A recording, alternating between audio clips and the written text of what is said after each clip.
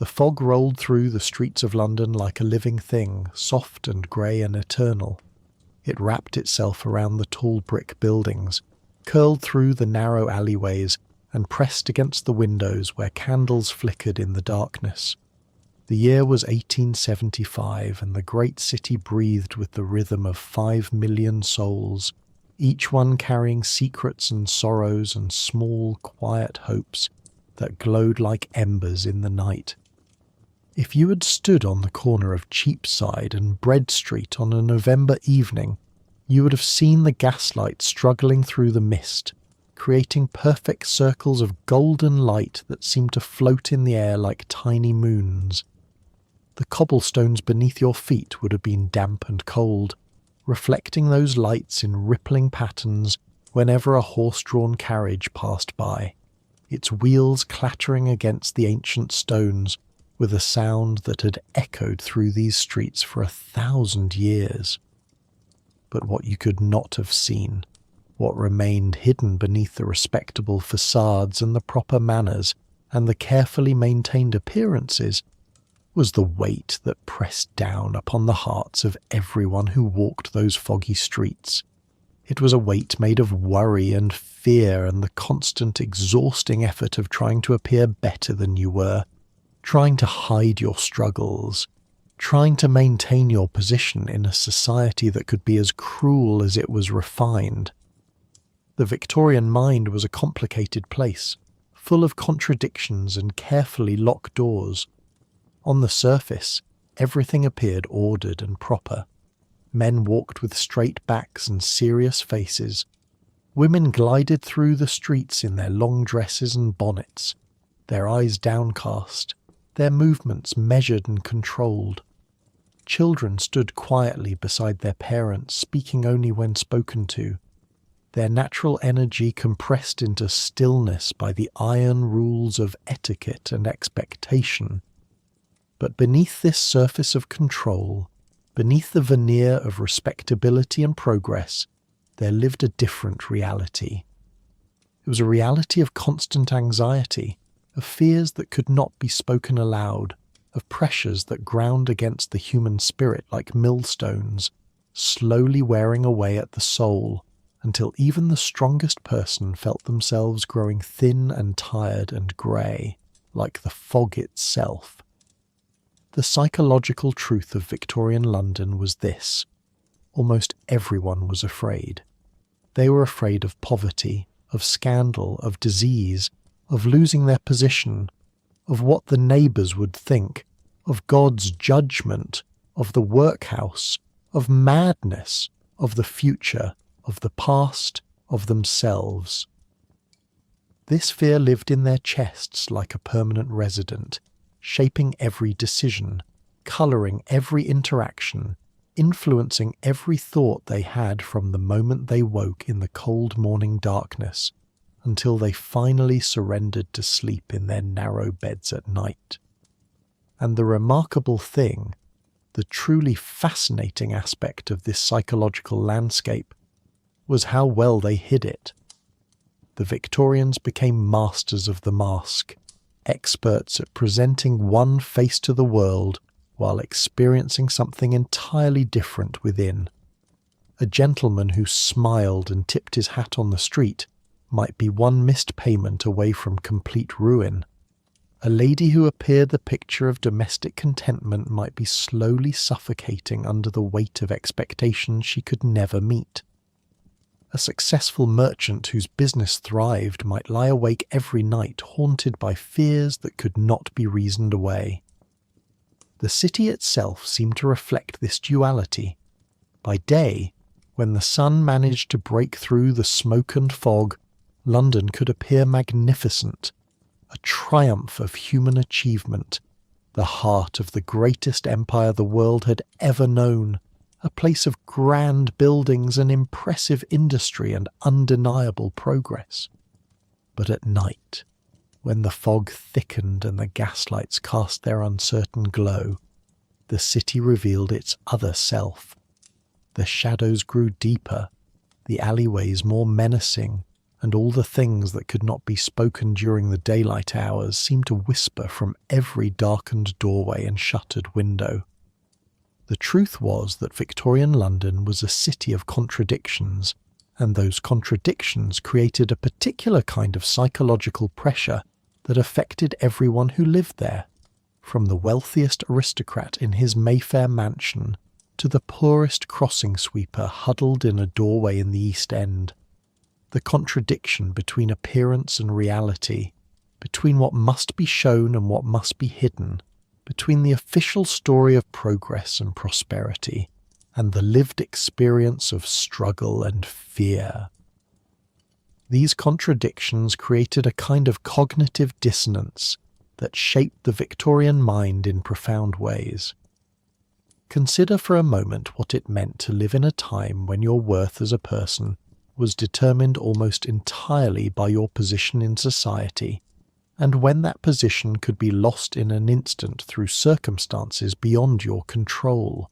A businessman could work for decades to build a respectable life, only to have it all destroyed by a single bad investment or a turn in the market. A woman's entire future could be ruined by one whispered rumour, one perceived impropriety, one moment of behaviour that did not conform to society's rigid expectations. This precariousness, this sense that the ground beneath your feet might give way at any moment, created a state of constant vigilance. People learned to watch themselves and others with unrelenting attention. They monitored their own words, their own actions, their own thoughts, always asking, is this proper? Is this appropriate? What will people think? Will this damage my reputation? Every interaction became a performance, every public moment a test. The psychological cost of this constant performance was enormous. It meant that many Victorians lived their entire lives without ever fully relaxing, without ever being able to simply be themselves without calculation or concern. They carried their public faces even into their private moments, even into their own minds, until sometimes they could no longer remember who they really were beneath the mask. And yet, within this challenging psychological landscape, there were also moments of extraordinary tenderness and connection. Because when people did manage to find someone with whom they could be genuine, someone who would not judge or condemn or use their vulnerabilities against them, the relief was profound. These moments of authentic connection, a true friendship, a loving marriage, a parent who truly saw their child, became precious beyond measure precisely because they were so rare. The Victorian fascination with the home, with creating a private domestic sphere separate from the harsh public world, grew partly from this deep psychological need for a place where the mask could be removed, where a person could simply exist without constant scrutiny.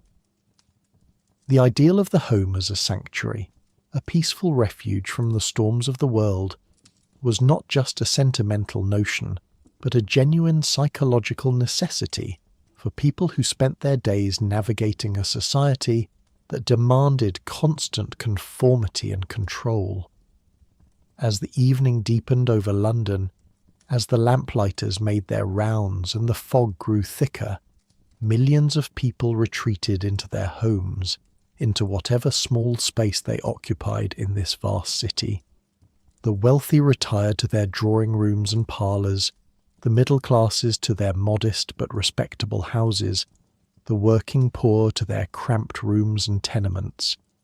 And in each of these spaces, behind closed doors and drawn curtains, the complicated psychological reality of Victorian life continued to unfold.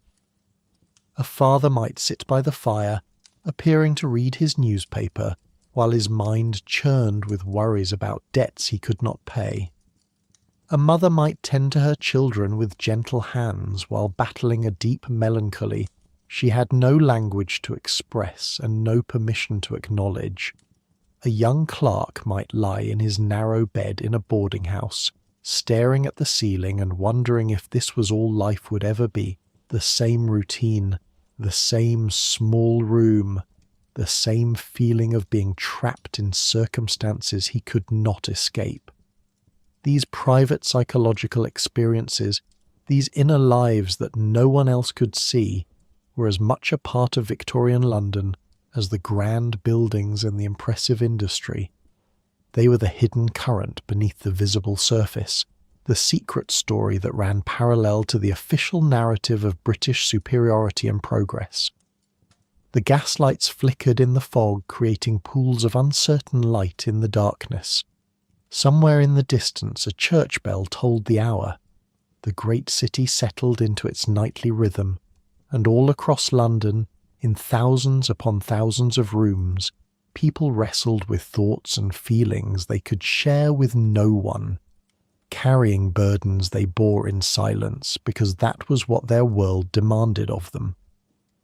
This was the dark psychological truth about life in Victorian London, that beneath the respectable surface, almost everyone was struggling in ways they could not speak about, fighting battles no one else could see, and bearing weights that grew heavier with each passing year. And yet they continued.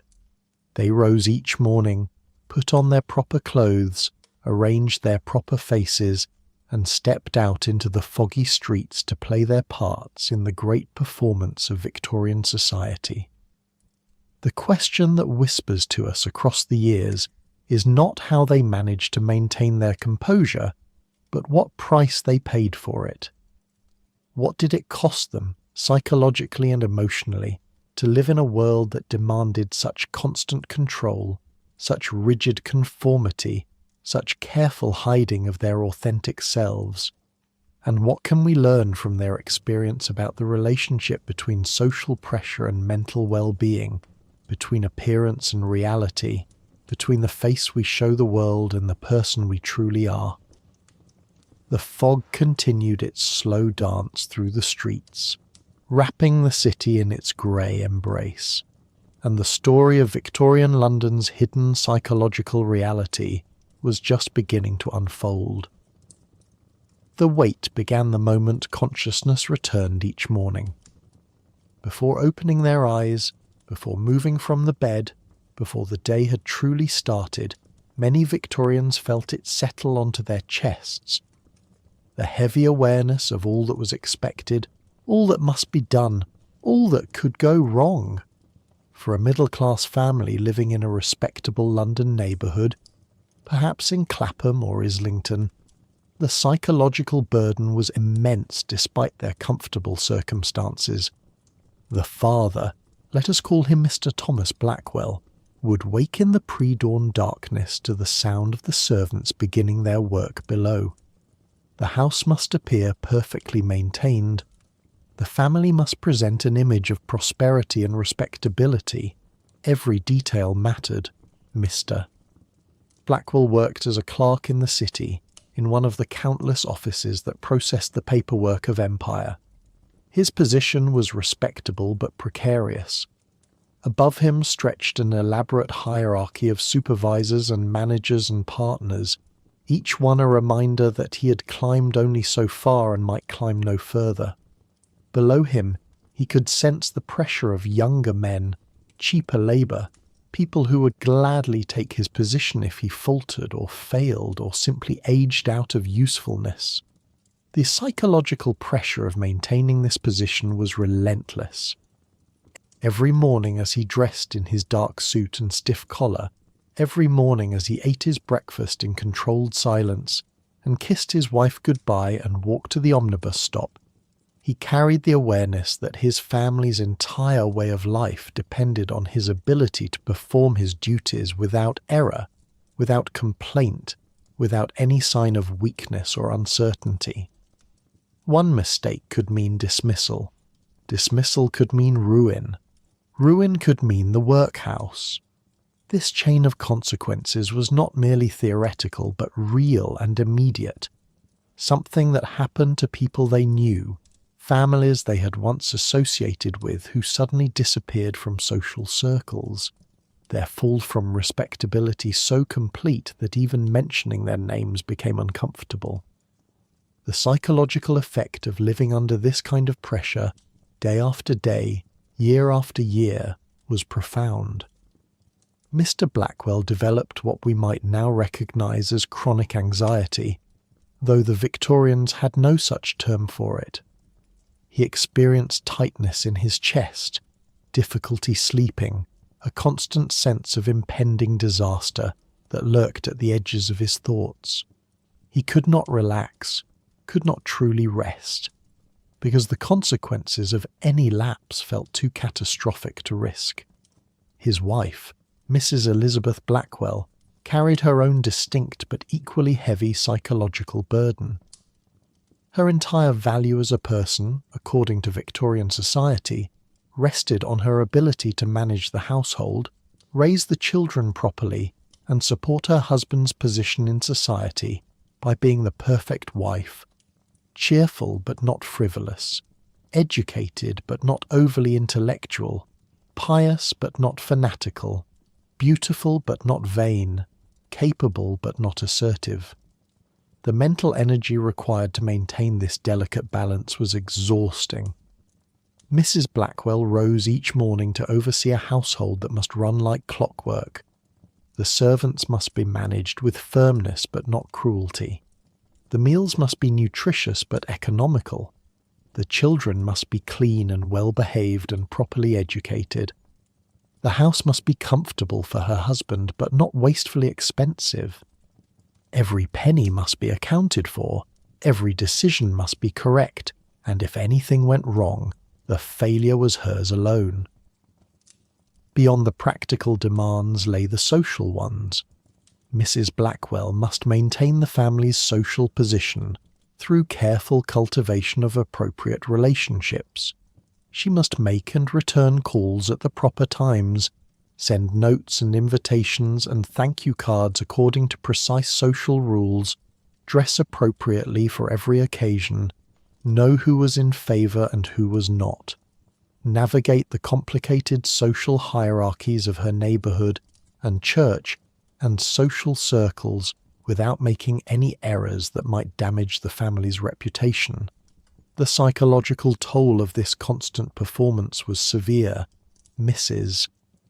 Blackwell often felt a deep exhaustion that had nothing to do with physical tiredness, but came from the unending mental effort of managing so many details, maintaining so many appearances, carrying so much responsibility with no acknowledgement and no rest. She developed headaches that would last for days, mysterious ailments that doctors could not explain, but which we might now understand as psychosomatic expressions of stress and suppressed emotion. At night, lying in bed beside her husband, she sometimes felt a loneliness so profound it seemed to hollow her out from the inside. They shared a bed, a home, a life together, yet she could not speak to him about her true feelings, her doubts, her fears, her sense that she was slowly disappearing under the weight of everyone else's expectations. Such conversations were not part of the Victorian marriage. A wife must be a comfort to her husband, not a burden. Her struggles must remain invisible, managed in private, never allowed to disturb the smooth functioning of the household. The children in the Blackwell family, let us imagine they had 3, a common number for a respectable Victorian family, absorbed the psychological pressure from their parents like sponges absorbing water. Young Thomas Jr., aged 12, already felt the weight of expectations that would shape his entire life. As the eldest son, he must do well in school, learn Latin and mathematics and proper deportment, prepare himself for a respectable profession, and eventually support his own family with the same precarious dignity his father maintained. The fear of disappointing his parents created a constant anxiety in the boy's mind. Every lesson, every exam, every interaction with his teachers and classmates carried enormous weight because his future depended on his performance. There was no room for error, no space for exploring his own interests or discovering who he might want to be. His path was already determined, and his task was simply to walk it successfully, without stumbling, without complaint. His sister Mary, aged 10, lived under different but equally oppressive expectations. Her education focused not on intellectual development, but on preparing her to be a suitable wife and mother. She learned needlework and music and drawing, studied French and a little history, but always with the understanding that her learning must not make her unfeminine or opinionated or difficult. The goal was to make her marriageable, to give her enough accomplishments to attract a suitable husband without giving her so much knowledge that she might question the role assigned to her. Even at her young age, Mary could feel the narrowness of the path set before her. She was clever and curious, interested in science and mathematics, but these interests were gently discouraged. "Such things are not for young ladies," her governess would say with a kind smile, redirecting her attention to more appropriate pursuits. The message was clear: your mind must be shaped to fit your role, not your role expanded to fit your mind. The psychological impact of having one's natural curiosity and capabilities systematically constrained cannot be overstated. Mary learned to hide her true interests, to pretend enthusiasm for the thing she was supposed to enjoy, to make herself smaller and less complicated than she really was. This internal splitting. The development of a public self that bore little resemblance to one's private thoughts and feelings began early in Victorian life and continued throughout. The youngest child, little Emma, only 6 years old, already understood that her behaviour reflected on the entire family. She must be quiet and obedient, never loud or demanding, never dirty or disorderly, never an embarrassment.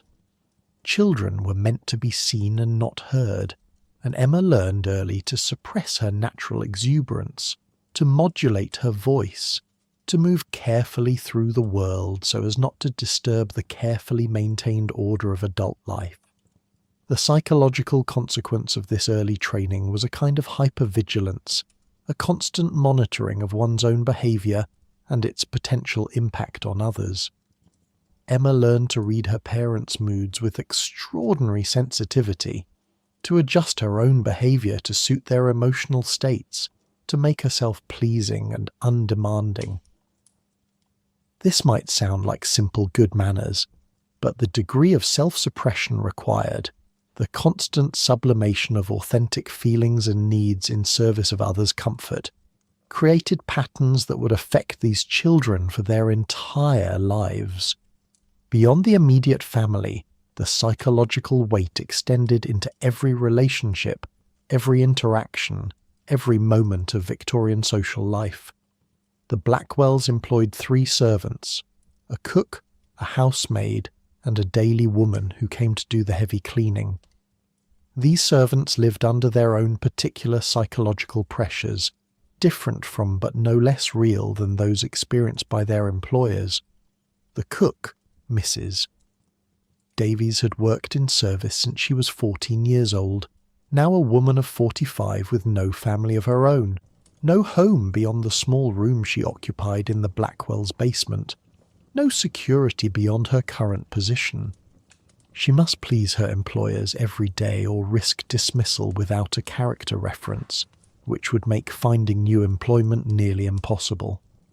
The psychological stress of this precarious existence was compounded by the knowledge that she had no other options, no alternative path available to her. She maintained a careful emotional distance from the family she served, knowing that attachment or familiarity could lead to disappointment or complications. She kept her thoughts to herself, her opinions unspoken, her own needs and preferences submerged beneath the requirements of her position. Over the years, this had created in her a kind of emotional numbness, a protective blankness that allowed her to endure the loneliness and lack of autonomy that defined her life. The housemaid, young Sarah, experienced the psychological weight differently. At 19, she still harboured hopes for a different life. Perhaps marriage to a tradesman, perhaps a position in a grander household that might pay better and offer more prestige. But she also carried the deep fatigue of working from before dawn until late evening, the physical toll of endless scrubbing and carrying and climbing stairs, and the emotional strain of being constantly supervised and corrected. Sarah's inner life was rich with dreams and longings that had no place in her actual circumstances. She dreamed of having a home of her own, children to care for, a husband who would come home to her each evening. She dreamed of wearing pretty dresses and going to dances and being treated like a person of value, rather than a pair of hands hired to perform endless tasks. But these dreams existed in painful contrast to her reality, creating a psychological tension between what she longed for and what she could actually expect. The daily woman, Mrs. Murphy, a widow with 3 children to support, experienced perhaps the most crushing psychological weight of all. Her husband had died in an industrial accident 3 years earlier, leaving her with no pension and no support. She worked wherever she could find employment, scrubbing floors and washing clothes and doing the work that even other servants did not want to do. Her entire existence was consumed by the desperate struggle to earn enough money to keep her children fed and sheltered. The psychological impact of this level of poverty and precariousness was devastating. Mrs. Murphy lived in a state of constant fear of illness that would prevent her from working, fear of losing any of her small number of employers, fear that her children would fall into the workhouse or onto the streets, fear of the cold and hunger and homelessness that lurked just beyond the thin barrier of her daily wages. This chronic state of fear and deprivation affected not just her mental state, but her physical health, her relationships with her children, her entire experience of being alive. The weight on the minds of the poor was different in character from that experienced by the middle classes, but no less heavy. For those living in the tenements of the East End, in places like Whitechapel and Bethnal Green and Shadwell, the psychological burden combined material desperation with social invisibility. They were the people who cleaned the streets and swept the crossings and hauled the coal and did all the hard, dirty work that kept the city functioning. Yet they were treated as barely human, referred to in newspapers and official reports as the dangerous classes or the residuum, as if they were a problem to be managed rather than people with inner lives and feelings and dignity. In a single room in a crumbling building on Flower and Dean Street, a family of 7 might live together. Parents, children, sometimes an elderly grandparent or a relative who had fallen on hard times. The psychological strain of living in such overcrowded conditions, with no privacy, no space of one's own, no escape from the constant noise and smell and presence of other bodies, created a particular kind of mental pressure. The father, perhaps a dock worker who rose before dawn to fight for a chance at a day's wages, carried the crushing psychological weight of his inability to adequately provide for his family. The Victorian ideology of the man as provider, as the strong protector of his household, collided painfully with the reality of his circumstances. He might work himself to physical exhaustion and still not earn enough to properly feed his children. This gap between expectation and capability created a deep shame, a sense of personal failure that ate away at his sense of self-worth. This shame often manifested in anger, in drinking, in a roughness of manner that was both a protection against vulnerability and an expression of despair.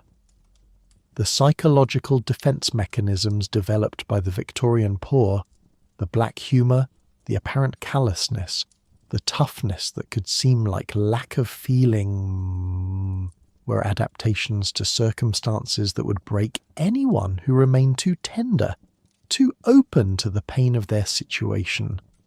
The mother in such a family experienced her own particular psychological torment.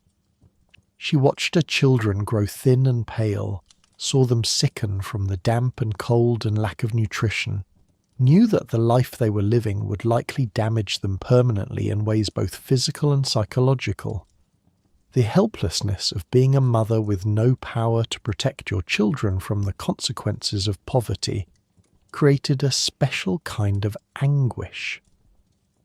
Many women in these circumstances developed what physicians called nervous conditions, but which we might recognize as depression, anxiety, and trauma responses.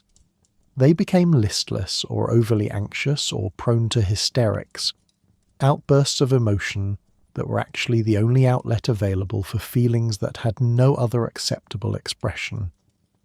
The Victorian medical establishment often treated these women as morally weak or constitutionally inferior, prescribing rest or tonics or lectures on proper womanly behaviour, never acknowledging that their psychological distress was a rational response to impossible circumstances. The children growing up in these overcrowded, impoverished conditions absorbed psychological damage that would mark them for life. They learned early that the world was harsh and uncaring, that adults could not always protect them, that hunger and cold and fear were normal parts of existence. Some became tough and street smart, developing a kind of precocious sophistication about survival. Others became withdrawn and anxious, their spirits dimmed by the relentless grinding of poverty against their young lives. The psychological weight carried by Victorian Londoners was not evenly distributed, but it was universal. Whether you were a wealthy merchant living in Belgravia or a crossing sweeper sleeping in doorways, you carried some form of burden, some weight that pressed upon your mind and shaped your inner experience. The specific nature of that weight varied. Fear of scandal versus fear of starvation. Anxiety about social position versus anxiety about simply surviving another day. But the cumulative effect was the same. A population living under constant psychological pressure with few outlets for relief and little understanding of the toll it was taking. The Victorian language around mental and emotional well-being was limited and often actively unhelpful. Nerves and hysteria and melancholia were recognized conditions, but they were understood through a framework of moral weakness and constitutional deficiency rather than as natural responses to difficult circumstances. The idea that environmental and social factors might contribute to psychological distress was only beginning to emerge in medical thinking, and the vast majority of people had no framework for understanding their own mental states beyond the categories of character and willpower. This lack of psychological literacy compounded the weight people carried. Not only did they struggle with difficult circumstances and impossible expectations, but they struggled alone, without language to express what they were experiencing, without validation that their distress was real and reasonable, without any sense that their suffering might be addressed through changes in their situation rather than improvements in their character. The cumulative psychological toll of Victorian life in London manifested in various ways. Rates of mental illness, alcoholism, suicide, and what we would now call stress-related physical ailments were all high, though often hidden behind euphemisms and buried in statistics that did not fully capture the human cost.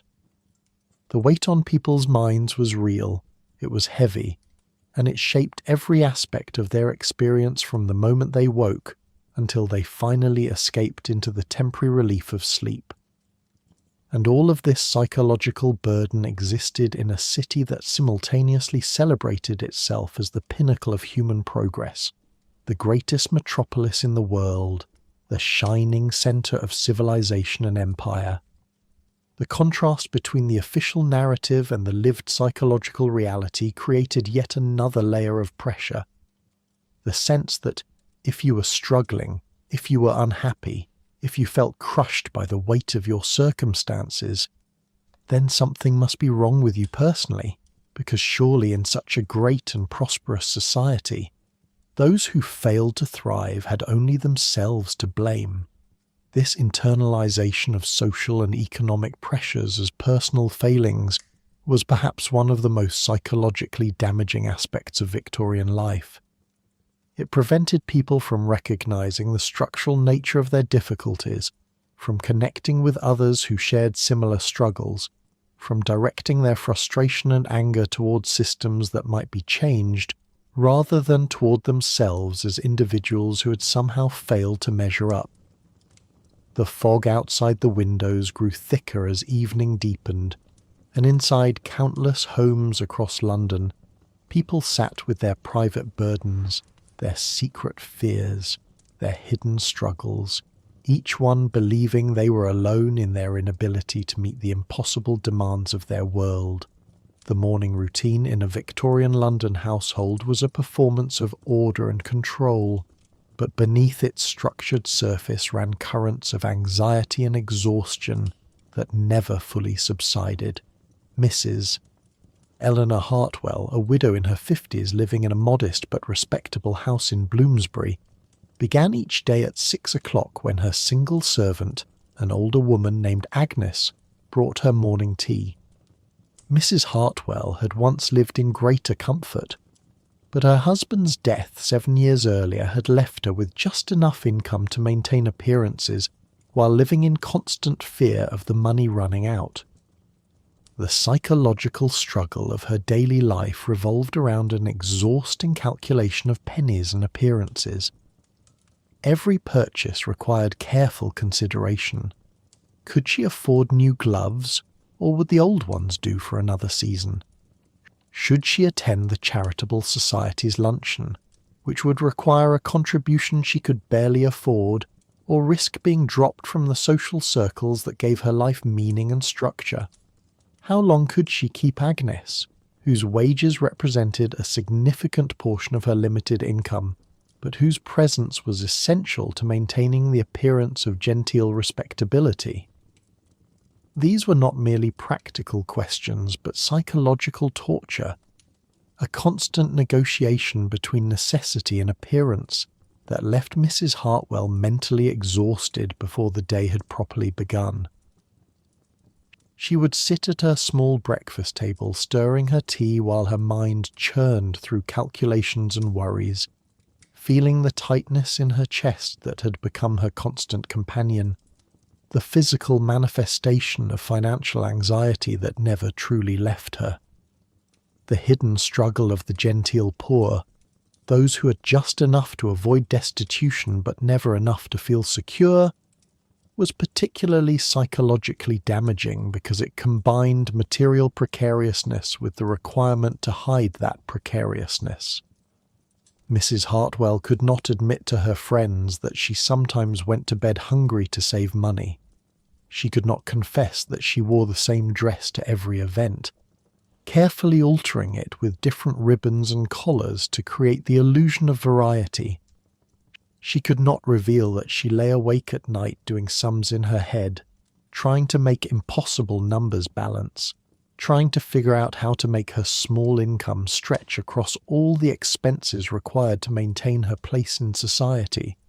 This enforced secrecy meant that she suffered alone, unable to seek help or even sympathy, because admitting the extent of her struggles would mean social death.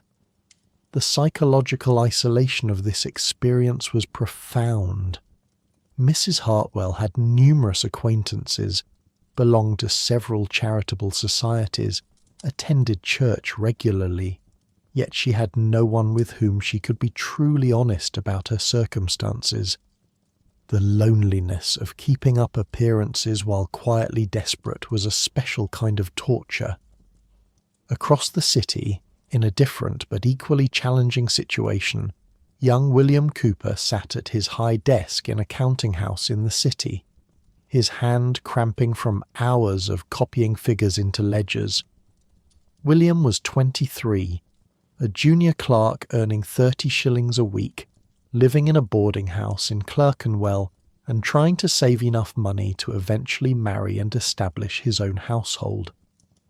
The psychological weight William carried was the grinding awareness that this was likely as good as his life would ever get. He had risen about as far as someone of his class and education could reasonably expect to rise.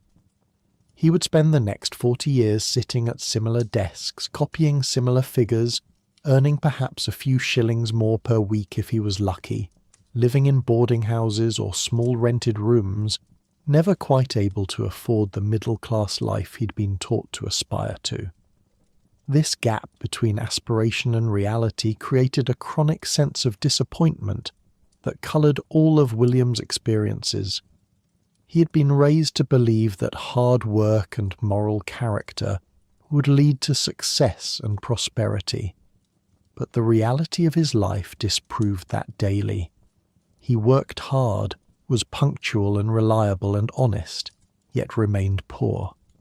This psychological dissonance between the ideology he had absorbed and the reality he lived created a deep confusion about his own worth and the nature of the world. William dealt with this dissonance through a kind of resigned cynicism that was common among young working men of his generation. He went through the motions of his work competently, but without enthusiasm. He spent his evenings in public houses, not drinking heavily, but simply seeking the companionship of other young men in similar circumstances, all of them united by a shared sense of being trapped in lives that would never quite measure up to their modest dreams. The hidden struggle here was not material deprivation. William had enough to eat, a roof over his head, decent clothes, but rather a kind of spiritual poverty, a sense that his life lacked meaning or possibility or hope for something better. This psychological state was rarely acknowledged in Victorian discourse about the working classes, which tended to focus on material conditions and moral behaviour, while ignoring the inner experience of lives constrained by limited opportunities and diminished expectations. In the East End, in a court off Whitechapel High Street, the daily life and hidden struggles took on a more desperate character. Here lived families like the Kellys, Father John, Mother Margaret, and their 5 children ranging from 2 to 14 years old, all sharing 2 small rooms in a building that was slowly crumbling from neglect and overcrowding. John Kelly worked as a casual labourer on the docks, which meant rising at 4 in the morning to join the crowd of men fighting for the chance to be selected for a day's work.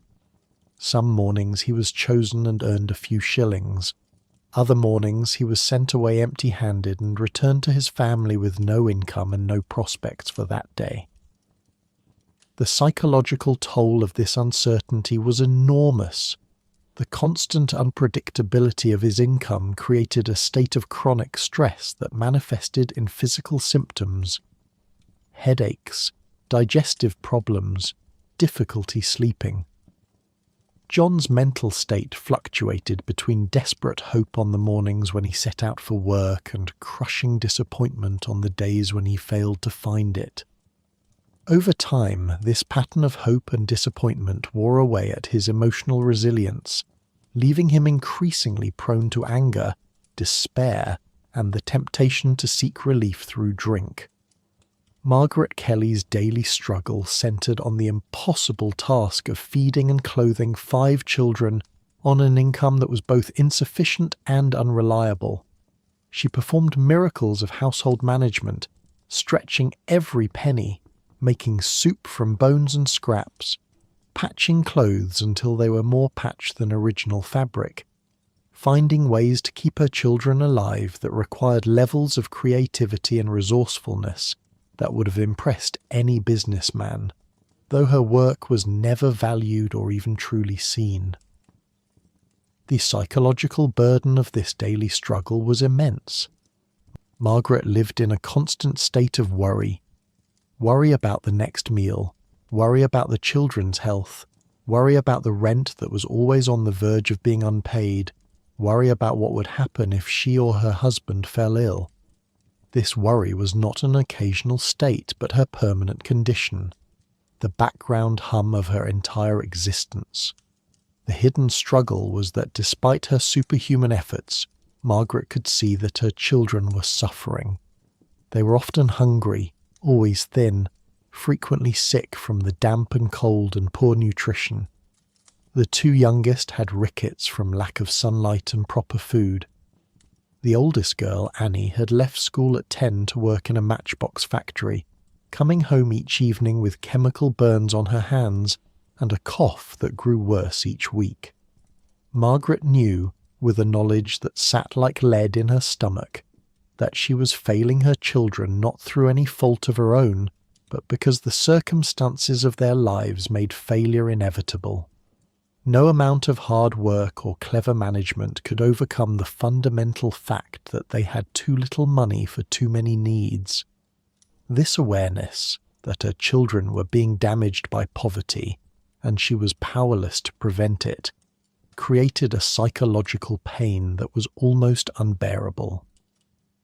Many mothers in Margaret's circumstances dealt with this pain through a kind of emotional numbing, a protective dissociation that allowed them to continue functioning despite circumstances that would break anyone who remained fully present to their suffering.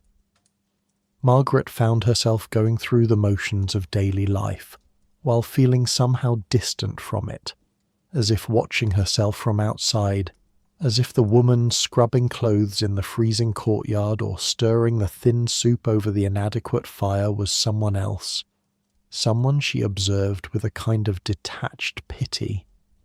The children in the Kelly family each experienced their own hidden struggles.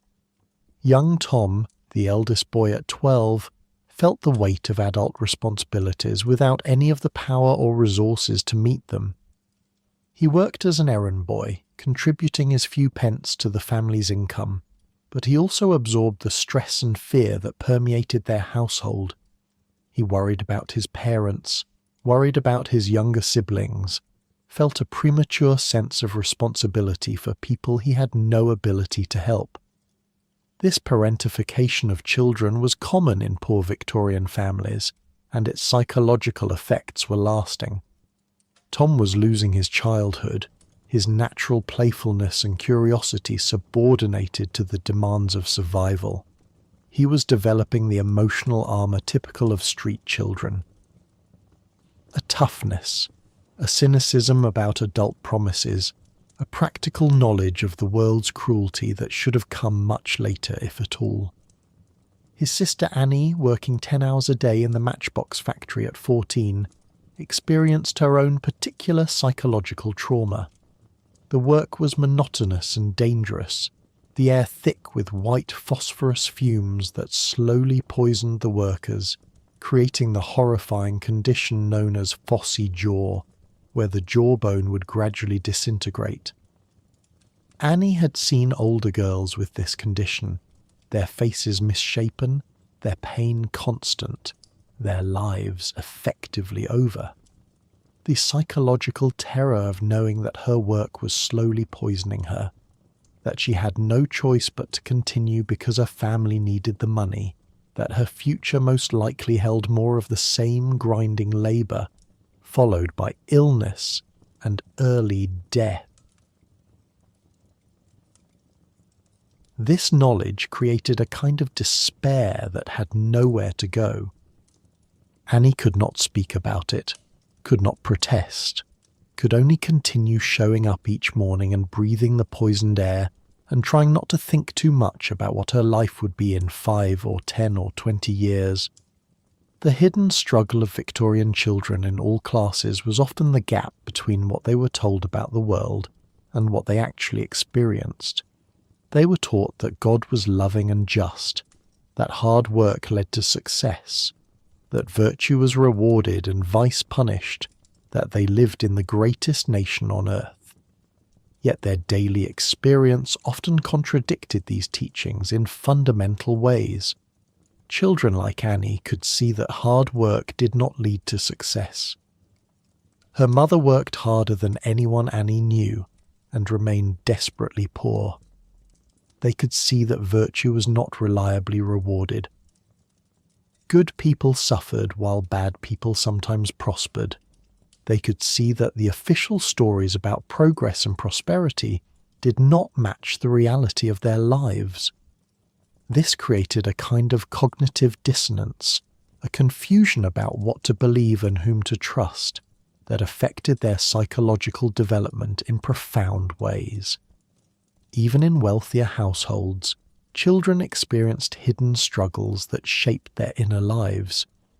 The children of the prosperous merchant class, living in substantial houses with multiple servants, carrying none of the burdens of poverty, nevertheless often grew up emotionally isolated and psychologically damaged by the strictness and emotional distance of Victorian parenting. Young Henry Thornton, son of a successful railway investor, lived in a grand house in Kensington, attended an excellent school, wanted for nothing materially. Yet Henry rarely saw his parents. His father was always at work or his club. His mother made brief appearances in the nursery but devoted most of her time to social obligations. Henry was raised primarily by a series of governesses and tutors, well fed and well educated but starved for genuine emotional connection. The hidden struggle of children like Henry was a deep loneliness, despite being surrounded by people, a sense of being not quite real to the adults in their lives, of being more like a project to be managed than a person to be known and loved. This emotional neglect created its own form of psychological damage, different from the trauma of poverty but no less real. Many Victorian children from wealthy families grew up to be adults who struggled with intimacy, who had difficulty forming genuine emotional connections, who carried within them a deep sense of having been unwanted or unimportant despite all material advantages. The daily life of Victorian London included countless such hidden struggles, each one specific to particular circumstances, but all sharing the common thread of psychological suffering that could not be openly acknowledged or addressed. The rigid social structures, the demanding expectations, the limited emotional vocabulary, the emphasis on appearance over authenticity, all of these factors combined to create a society where almost everyone was struggling in ways they could not discuss.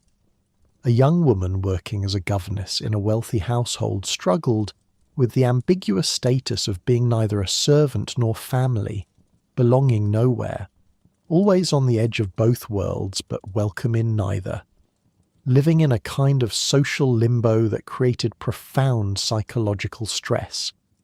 She was expected to be educated and refined enough to teach the children, yet humble and subservient enough not to challenge the social hierarchy.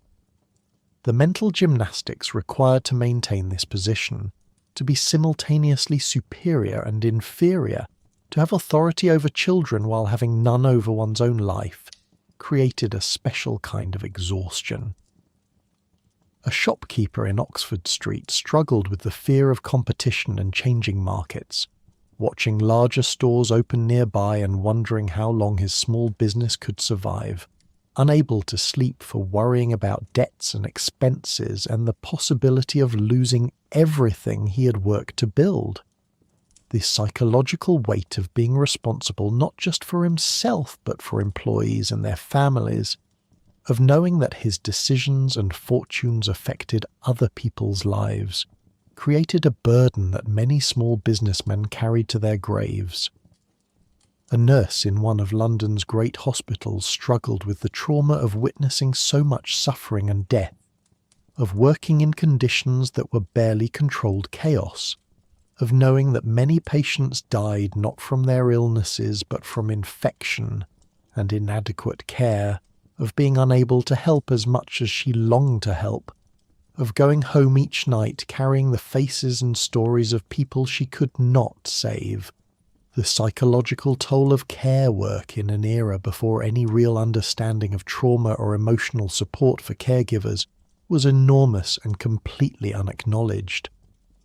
An omnibus driver struggled with physical exhaustion and the constant danger of his work, navigating the crowded streets while managing nervous horses and demanding passengers, knowing that one accident could end his employment and leave his family destitute, feeling the tension in his shoulders and back that never fully released, the alertness that could never completely relax because the stakes were always too high. These daily struggles, hidden beneath the surface of Victorian life, accumulated over time, creating a population that was psychologically strained and emotionally depleted in ways that Victorian society had no language to discuss and no mechanisms to address. The ideology of self-reliance and individual responsibility meant that structural problems were experienced as personal failures. The emphasis on emotional control and proper behaviour meant that suffering was borne in silence. The rigid class system meant that people could not easily find solidarity or support across social boundaries. The result was a city full of people who felt alone in their struggles, who believed their difficulties were unique to them, who had no way of understanding that their psychological distress was a rational response to irrational demands and impossible circumstances. This isolation and lack of understanding compounded the suffering, turning what might have been bearable challenges into crushing burdens that shaped every aspect of daily life. As the gaslights were lit across the city and another day drew to its close, millions of Londoners carried their hidden struggles into the night, each one believing they were unique in their inability to meet the world's demands, unaware that all around them, in houses and rooms and hovels across the vast metropolis, others were carrying similar burdens, fighting similar battles, struggling with similar feelings of inadequacy and fear and exhaustion that had no outlet and no end. The fog was not merely weather in Victorian London. It was a presence, a character, almost a living entity that shaped the psychology of everyone who lived within its grey embrace. To understand the Victorian mind, one must first understand the fog and what it did to human consciousness. The Great London Fog was unique in the world, a combination of natural mist from the Thames and coal smoke from a million chimneys, creating a thick yellow-brown haze that could reduce visibility to a few feet and turn day into twilight. The Victorians called it pea soup, and during the worst episodes this soup could become so thick that people became lost on familiar streets, that traffic came to a complete halt, that the whole city seemed to disappear into a murky otherworld. But beyond its physical properties, the fog had psychological effects that were profound and largely unrecognized at the time. It created an atmosphere of isolation and mystery that seeped into the Victorian consciousness and shaped how people experienced their world and themselves. Consider what it felt like to wake on a November morning in 1880 to find that the fog had settled over London during the night. You would rise in darkness, as always, but this darkness felt different, heavier, more oppressive, more permanent. When you looked out the window, you might see nothing but grey, or perhaps the vague outline of the building across the street appearing and disappearing in the swirling mist like a ghost. This psychological impact began immediately. The fog created a sense of being cut off from the world, isolated and alone even in the midst of a city of millions. It muffled sounds, so that the usual urban noise became distant and strange. Footsteps echoed oddly. Voices seemed to come from nowhere and everywhere at once. The familiar became unfamiliar, the safe streets potentially dangerous, the known world transformed into something uncertain and threatening. This alteration of perception had a direct effect on mental states. People reported feeling anxious and disoriented in heavy fog. The inability to see clearly, to judge distances accurately, to know what lay just beyond the range of vision created a low-level panic that could intensify quickly if one became lost or confused. The fog triggered our most primitive fears. The fear of being unable to see threats, the fear of becoming separated from safety, the fear of the unknown darkness. For those who worked in the city during foggy days, the psychological strain was considerable. Imagine trying to conduct business, manage accounts, make important decisions while your head ached from the sulphurous air, while your eyes burned and watered, while the gas lamps had to be kept lit all day because the darkness outside was so complete. The fog created a kind of sensory deprivation, combined with physical discomfort that made concentration difficult and added another layer of stress to already demanding work. The health effects of the fog were real and observable.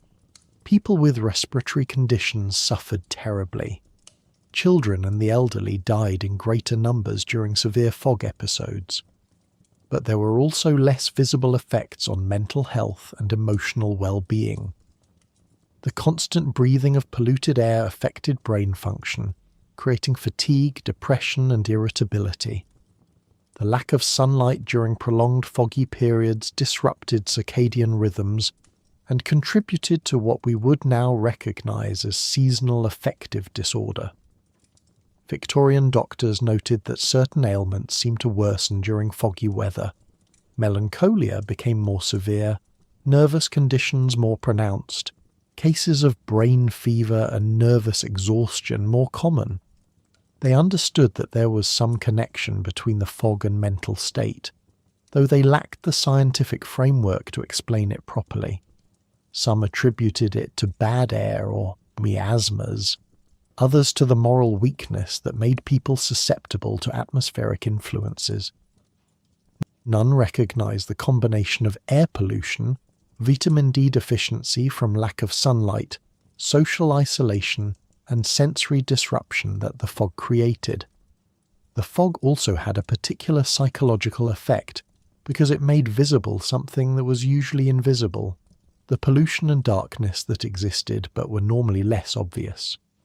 In clear weather, one might forget about the smoke pouring from thousands of chimneys, but the fog made it impossible to ignore the evidence that the air itself was toxic, that the city was slowly poisoning everyone who lived in it.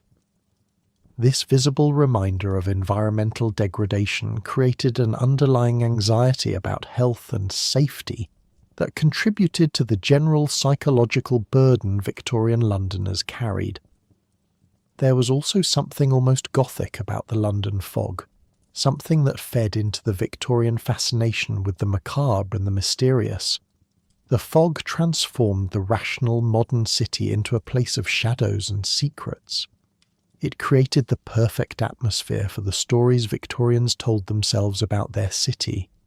Tales of Jack the Ripper lurking in Whitechapel alleys, of mysterious figures in the mist, of things that might be encountered in the fog that disappeared when visibility returned. This psychological association between fog and danger, between the obscured and the threatening, reinforced certain patterns of Victorian thinking. It fed the sense that beneath the surface of respectable society lurked something dark and dangerous. It made plausible the double life, the hidden vice, the secret that could exist alongside respectability, because the fog itself demonstrated that familiar things could become unrecognizable, that what you thought you knew could transform into something strange and threatening. The fog affected different populations differently, adding another dimension to the psychological landscape. For the wealthy, the fog was an inconvenience and a discomfort. They could retreat into their well-heated homes, could postpone outings until visibility improved, could send servants out into the worst of it while remaining relatively protected themselves. But for the working poor, the fog was a threat to survival. If you were a street seller, a crossing sweeper, a cab driver, anyone whose living depended on being out in the weather, the fog meant lost income. If you lived in a poorly ventilated room with inadequate heating, the fog meant suffocating air that made breathing difficult and sleep nearly impossible. If you had respiratory problems, which were common among the poor due to malnutrition and crowded living conditions, the fog could be lethal. This class dimension to the fog's effects created yet another psychological burden. The fog made inequality visible and experiential. The well-off could protect themselves, the poor could not. This reinforced the sense that the world was fundamentally unfair, that some people mattered more than others, that one's value as a human being was determined by one's ability to escape the worst effects of shared environmental conditions. For children, the fog could be both frightening and fascinating. Young children often experienced terror in heavy fog, sensing the anxiety of adults around them and lacking the cognitive framework to understand what was happening. The familiar world becoming strange and threatening was particularly disturbing to developing minds. Some children developed phobias related to fog and darkness that persisted into adulthood. Older children and adolescents sometimes experienced the fog differently. There was a certain freedom in the obscured visibility, a possibility for adventure and escape from adult supervision that didn't exist in clear weather. Boys might roam farther than usual, knowing their movements were hidden. Girls might experience a rare moment of anonymity, walking through streets where they could not be clearly seen or identified. But this sense of possibility came with an undertone of danger. The fog also meant that predators could move unseen, that vulnerable people were more at risk, that the usual social protections and oversight did not function as effectively. Parents worried more when children were out in the fog. Young women were warned to be especially careful. The fog created a kind of temporary breakdown in the social order, a liminal space where normal rules might not apply. There was also a philosophical and emotional quality to the fog that affected Victorian consciousness in subtle but important ways. The fog served as a perfect metaphor for uncertainty, for the limits of human knowledge and control, for the mysterious nature of existence itself. The Victorians lived in an age that celebrated rational thought and scientific progress. Yet the fog was a daily reminder that there were things they could not fully understand or manage. This metaphorical dimension of the fog showed up in Victorian literature and art constantly. The fog represented moral ambiguity, the obscured truth, the difficulty of seeing clearly through complex situations. It symbolized the murky area between respectability and vice, the grey zone where rigid moral categories broke down. The fog was where secrets lived, where transformations occurred, where Dr. Jekyll became Mr. Hyde and seemingly respectable men revealed their hidden natures. On a more personal level, many Victorians experienced the fog as a kind of external manifestation of their own internal states.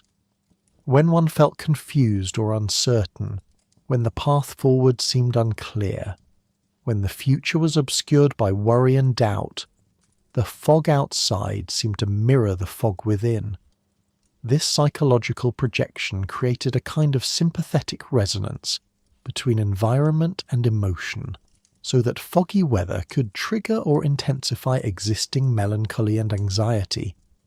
The sensory experience of the fog was also significant.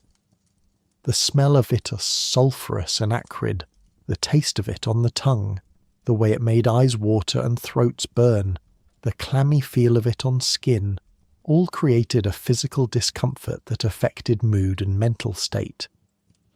The Victorian body immersed in fog was under assault from multiple sensory directions at once, creating a state of physical stress that the mind interpreted as danger or threat.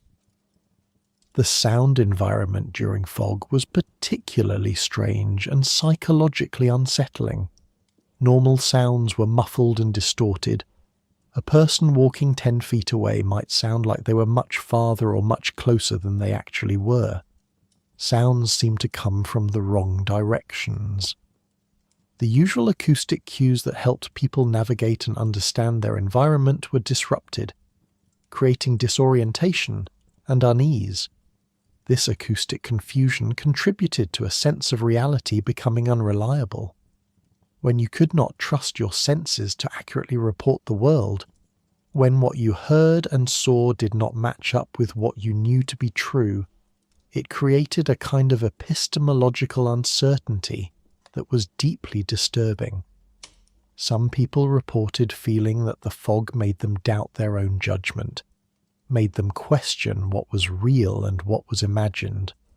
For people already struggling with mental health issues, the fog could be particularly challenging. Those prone to anxiety found their fears amplified in the obscured visibility and strange sounds. Those struggling with depression found the grey darkness reinforcing their darkest thoughts. Those with a tenuous grip on reality found the fog's distortion of perception pushing them further toward confusion and disconnection. The effect of prolonged fog on the collective psychology of London was also notable. During severe fog episodes that lasted for days or even weeks, the entire city seemed to sink into a kind of depression. People became more irritable, more withdrawn, more prone to conflict. Crime rates sometimes increased. Accidents became more common. The general mood darkened along with the air. This collective psychological effect was never fully acknowledged or addressed. There was no understanding that environmental conditions could affect mental health on a population level, no public health response to the psychological dimensions of fog events. People were simply expected to carry on as usual, to maintain their composure and fulfill their obligations regardless of the assault on their senses and spirits. The fog also had a particular psychological resonance because it was both natural and man-made. The mist from the Thames was natural, but the coal smoke that turned it into the thick, choking pea soup was the product of human industry and human choices. This created an uncomfortable awareness that Victorians were suffering from the consequences of their own progress, that the very industrial development they celebrated was poisoning them. This awareness existed mostly beneath the surface of consciousness, rarely articulated but deeply felt. It contributed to a certain Victorian ambivalence about progress and modernity, a sense that advancement came at a cost that might not be worth paying. The fog served as physical evidence that human beings could damage their own environment and suffer the consequences, though Victorian society had no framework for acting on this evidence in any systematic way. For those who spent their entire lives in London, the fog became a part of their baseline psychological experience.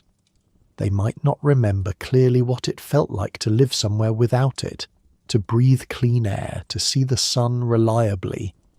The fog was just part of London, part of life, something you endured and adapted to as best you could.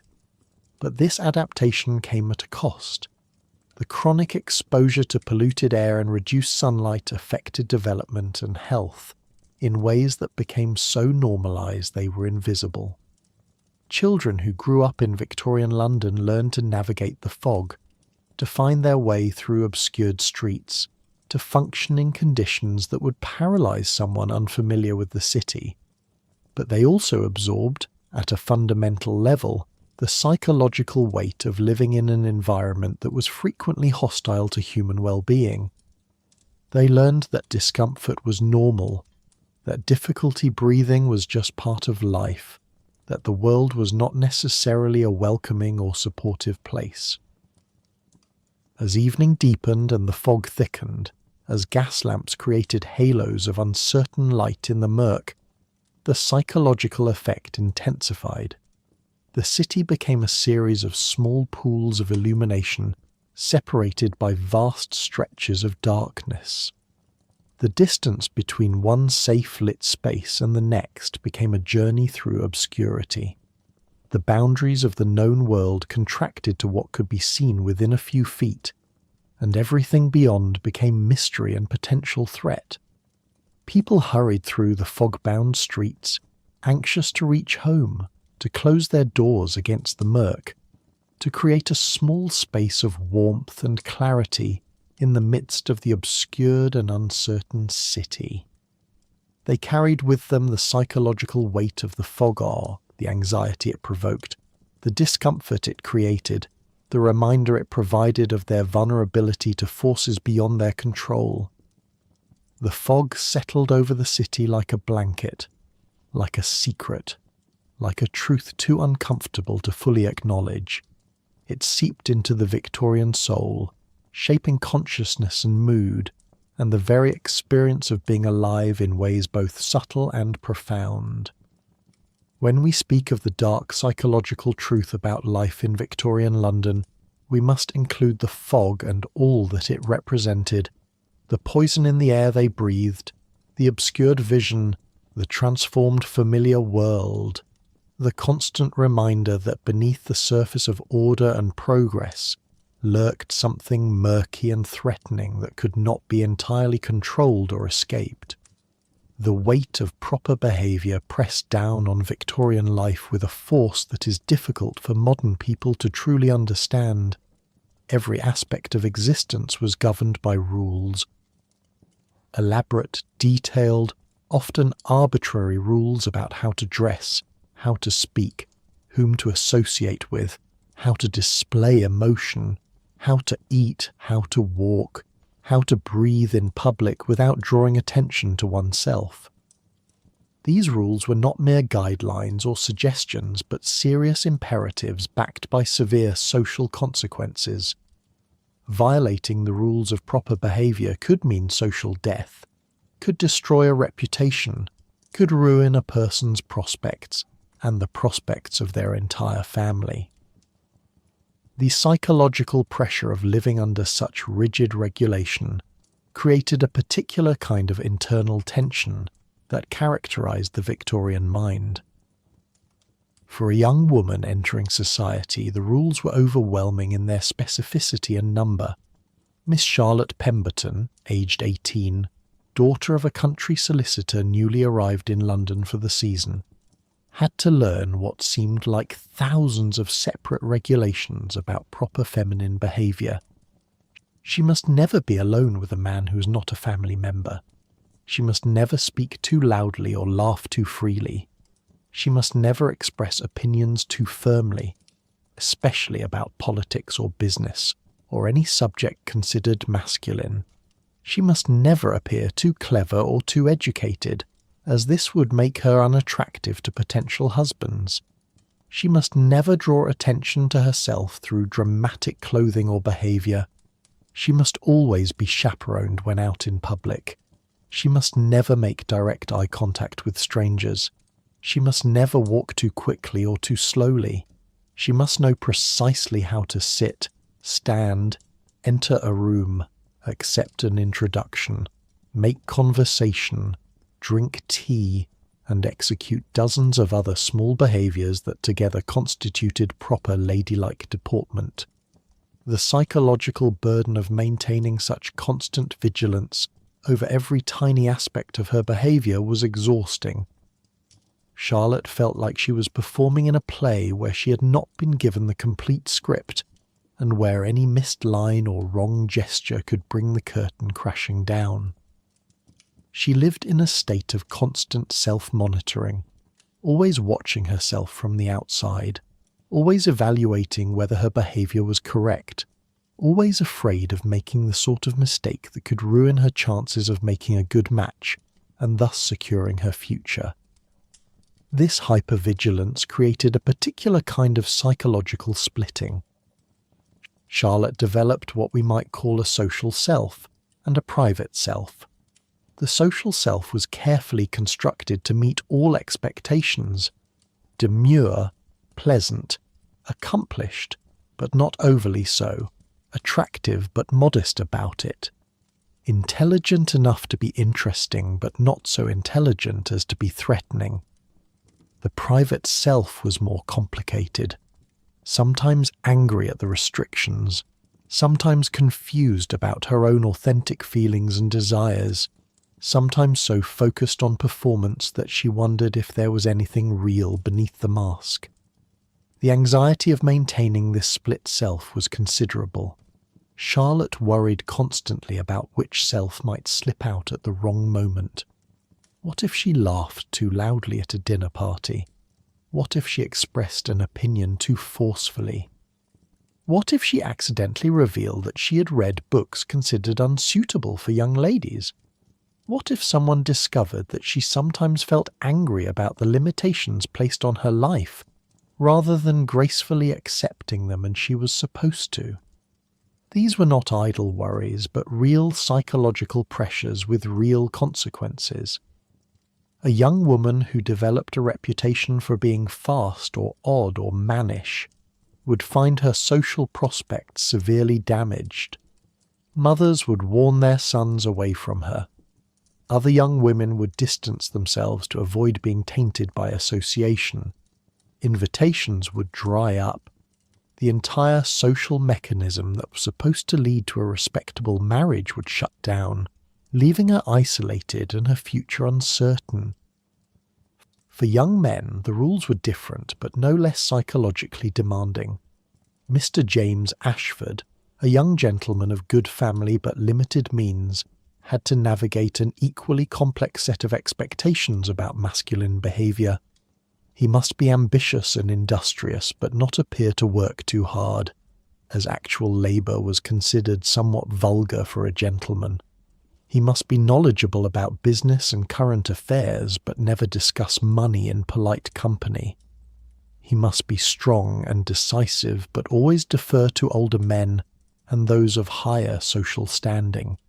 He must be honourable and moral, but also understand and participate in the male social world of clubs and drinking and certain unspoken activities that were never mentioned in mixed company. The psychological strain for James came from different contradictions than those Charlotte faced. He was supposed to be a protector and provider for his future family, yet he had no real capital and limited prospects for earning enough to support a household in the style his background demanded. He was supposed to be confident and masterful, yet he felt uncertain and confused about his path forward. He was supposed to embody masculine strength and certainty, yet he experienced doubts and fears and vulnerabilities that he could never express without being seen as weak or unmanly. This enforced suppression of authentic emotion was psychologically damaging. James learned to push down his fears, to ignore his doubts, to present always a front of calm competence regardless of his actual internal state. Over time, this created a kind of emotional numbness, a disconnection from his own feelings that became his normal mode of being. He lost touch with what he actually felt or wanted, becoming so focused on performing the role of a gentleman that the role consumed the person. The rules governing social interactions created their own psychological complications. The elaborate etiquette around calling, visiting and correspondence required constant mental energy and created numerous opportunities for social anxiety. Mrs. Beatrice Worthington, an established matron in her 40s, managed a complicated social calendar that would have challenged a modern executive assistant. She must know precisely when to call on whom, how long to stay, what topics could be discussed with which people. She must send notes and invitations at the appropriate times using the correct form of words. She must know who was feuding with whom, who had experienced scandal or loss, who must be invited to which events, and who must be excluded. She must track a complex web of obligations and precedences, remembering who had last called on her and therefore required a return visit, who had sent gifts that must be reciprocated, who had shown slights that must be either addressed or pointedly ignored. The mental load of managing all this social information was considerable, but the psychological burden was even heavier. Every social interaction carried potential for error, for giving offence, for damaging relationships that were important to her family's position.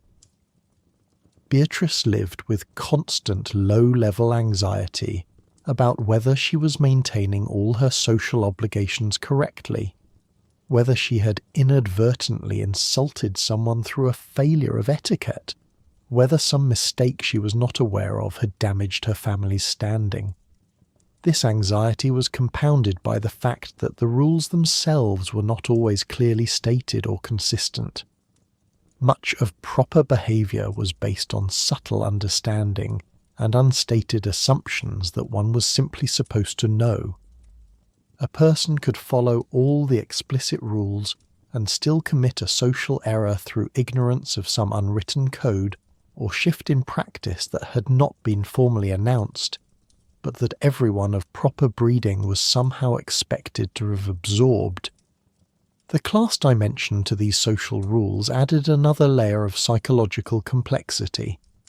Different classes had different rules, but everyone was aware of the rules governing classes above them because those were the aspirational standards. A middle-class family carefully observed the practices of the upper classes, trying to imitate their manners and customs as much as their means allowed. This created constant opportunities for embarrassment when they got things wrong, when they revealed through some error of etiquette that they were not actually of the class they were trying to emulate. The terror of social exposure, of being revealed as not truly belonging to the class one aspired to, haunted many Victorians. A young man invited to dine at a grand house might lie awake the night before, worrying about which fork to use, how to address the various members of the family and their guests, what topics he could safely discuss. The fear of revealing through some small mistake that he was not actually a gentleman, not actually one of them, created a psychological pressure that could make such occasions ordeals rather than pleasures. For servants and working-class people, the strict rules of deference and knowing one's place created their own psychological burden. A servant must be invisible when not directly engaged in service, must show no personality or individuality, must respond to summonses immediately, must never presume to speak unless spoken to, must display constant submission and gratitude regardless of how they were treated. This enforced erasure of self, this requirement to suppress all personality and authentic feeling, created profound psychological effects.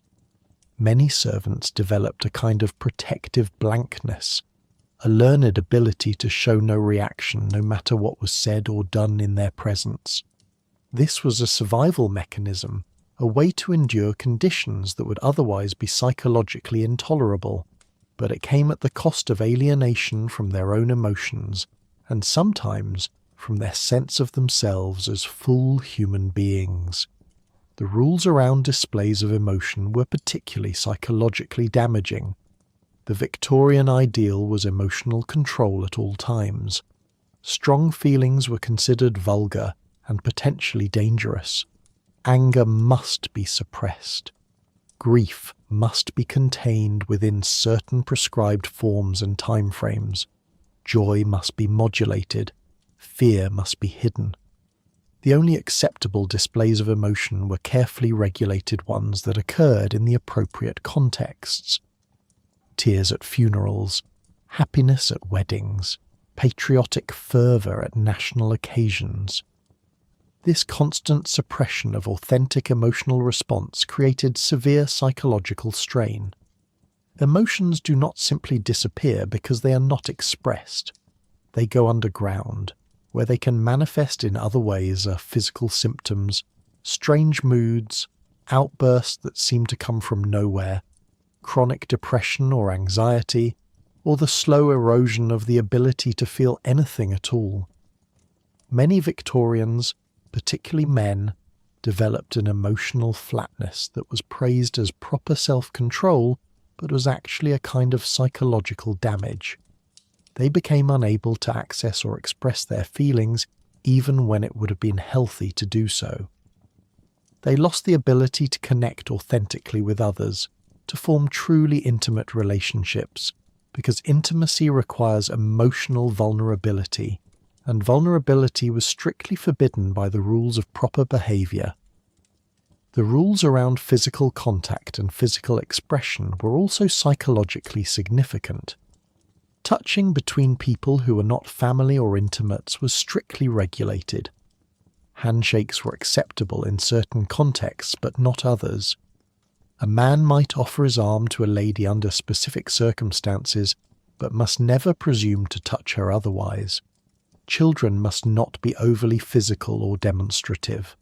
This prohibition on casual touch created a kind of physical isolation that added to the psychological burden. Human beings need touch for well-being. The restriction of physical contact to very limited and formal contexts deprived Victorians of a basic human comfort, contributing to feelings of isolation and disconnection, even when surrounded by family and acquaintances. The psychological impact of living under such strict behavioural regulation varied depending on individual temperament. Some people found security in clear rules, even oppressive ones. Knowing exactly what was expected, having precise guidelines for all situations, could reduce a certain kind of anxiety even as it created others. For personalities that craved structure and order, Victorian society's elaborate rules could feel comforting. But for others, particularly those with creative or independent temperaments, the strict rules created a sense of suffocation. People who naturally questioned authority, who wanted to think and act for themselves, who felt the artificial nature of the social performances they were required to give for these individuals, Victorian society's rules were a kind of psychological prison that created constant inner rebellion and distress. The punishment for breaking the rules was social ostracism, which was a form of psychological torture. To be cut by society, to be excluded from social gatherings, to be ignored by former friends and acquaintances, to become invisible in social terms while still physically present. This created an isolation and shame that was nearly unbearable.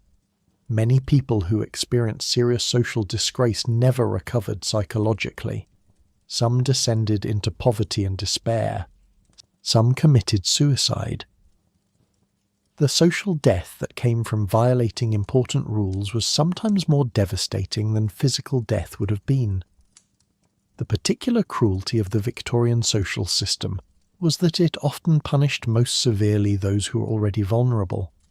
A wealthy man might commit all sorts of moral infractions and be forgiven, or at least not publicly condemned, while a poor woman who made one perceived error in sexual conduct would be ruined forever. The rules were not applied equally, but reflected and reinforced existing power structures and inequalities. The double standards between men and women were particularly psychologically damaging. A man could visit prostitutes, keep a mistress, father illegitimate children, and as long as he was somewhat discreet about it, face no serious social consequences. But a woman who engaged in any sexual activity outside of marriage would be completely ruined, her reputation destroyed, her prospects eliminated, her entire life effectively ended. This double standard created a special psychological burden for women who had to maintain a level of behavioural perfection that was never required of men. It also created confusion and resentment, as the unfairness of the system was obvious even to those who lived within it. Many women experienced anger about the injustice of their situation, but this anger had to be carefully hidden, because expressing it would itself be a violation of the rules about proper feminine behaviour. Young women in particular struggled with the contradiction between what they were taught about fairness and justice and what they actually observed about how the world worked. They were told that virtue would be rewarded and vice punished, but they could see that this was not true, that men could be vicious and suffer no consequences, while women could be virtuous and still be condemned for the smallest perceived infraction. The rules around mourning created their own form of psychological torment. When a family member died, particularly a husband, women were expected to observe elaborate mourning customs that could last for years. Queen Victoria's extended mourning for Prince Albert set an example that many felt obliged to follow. Full mourning required specific clothing, restrictions on social activities, particular forms of behaviour that could continue for a year or longer. While grief was real, and mourning rituals could provide structure during a difficult time, the strict rules around mourning could also trap people in prescribed forms of sorrow that did not match their actual feelings. A widow might be genuinely sad but also relieved to be free from an unhappy marriage, yet she must display only the approved forms of grief. A daughter might have complicated feelings about a difficult parent's death, but the rules allowed only certain expressions of loss. This forcing of authentic emotions into prescribed forms created psychological dissonance. People learned to perform grief while feeling something quite different inside. They learned to separate their public emotional display from their private emotional reality, adding yet another layer to the split between outer presentation and inner experience that characterized Victorian psychology. The rules also governed who could associate with whom, creating artificial barriers between people who might otherwise have formed meaningful connections. Class distinctions were rigidly enforced. A lady must not be friendly with tradespeople beyond the minimum required for commerce. A gentleman must not associate familiarly with his social inferiors. Children from different classes might play together when very young, but must be separated as they grew older, and the class distinctions became more important than any personal affection. This enforced separation based on arbitrary social categories rather than genuine compatibility or affection prevented many relationships that could have been rewarding and meaningful. It created a society where people were isolated within their class boundaries, unable to fully connect across the lines that divided London's population into separate, unequal segments. The psychological cost of all these rules taken together was a population that lived in a state of constant self-monitoring and anxiety, performing roles rather than living authentically, separated from their own emotions and from genuine connection with others. The Victorian insistence on rigid social rules created order and stability, but at tremendous psychological cost to the individuals who lived within the system. As evening fell and families gathered in their homes, the performance of proper behaviour continued. Dinner must be eaten according to precise etiquette. Conversation must follow acceptable patterns. Even in the privacy of one's own home, the rules did not fully release their grip.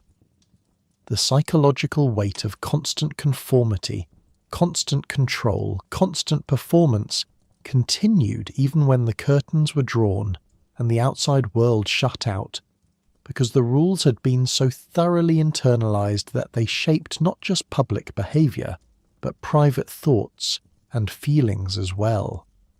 The experience of childhood in Victorian London was shaped by expectations and constraints that began from the moment of birth and intensified as the child grew. To be a child in this world meant learning early that your natural impulses were wrong, that who you were must be subordinated to who you were supposed to become, and that the process of growing up was primarily about suppression rather than development. In a wealthy household in Belgravia, Young Lady Margaret Hastings, aged 8, lived a life that appeared privileged but was psychologically austere. She saw her mother twice a day for brief formal visits, once in the morning and once in the evening before bed. Her father was a distant figure who might acknowledge her with a pat on the head when they happened to pass in the hallway, but who was generally occupied with business and club life that excluded her entirely. Margaret's actual care was managed by her nanny, Miss Pritchard, a stern woman in her 50s who believed that children must be strictly disciplined and that any sign of willfulness must be immediately suppressed. Margaret learned early to be quiet, obedient, and compliant. When she felt sad or afraid, she learned to hide it. When she wanted to run or shout or play with abandon, she learned to sit still and speak softly. When she felt angry at some injustice, she learned to swallow that anger and maintain a pleasant expression. The psychological impact of this early training in emotional suppression was profound. Margaret was developing a sense that her authentic feelings were not acceptable, that who she truly was must be hidden and controlled. She was learning that love and approval were conditional on perfect behaviour, that any failure to meet expectations might result in coldness or punishment from the adults in her life. She spent much of her day in the nursery, a room at the top of the house that was comfortable enough but isolated from the main life of the household.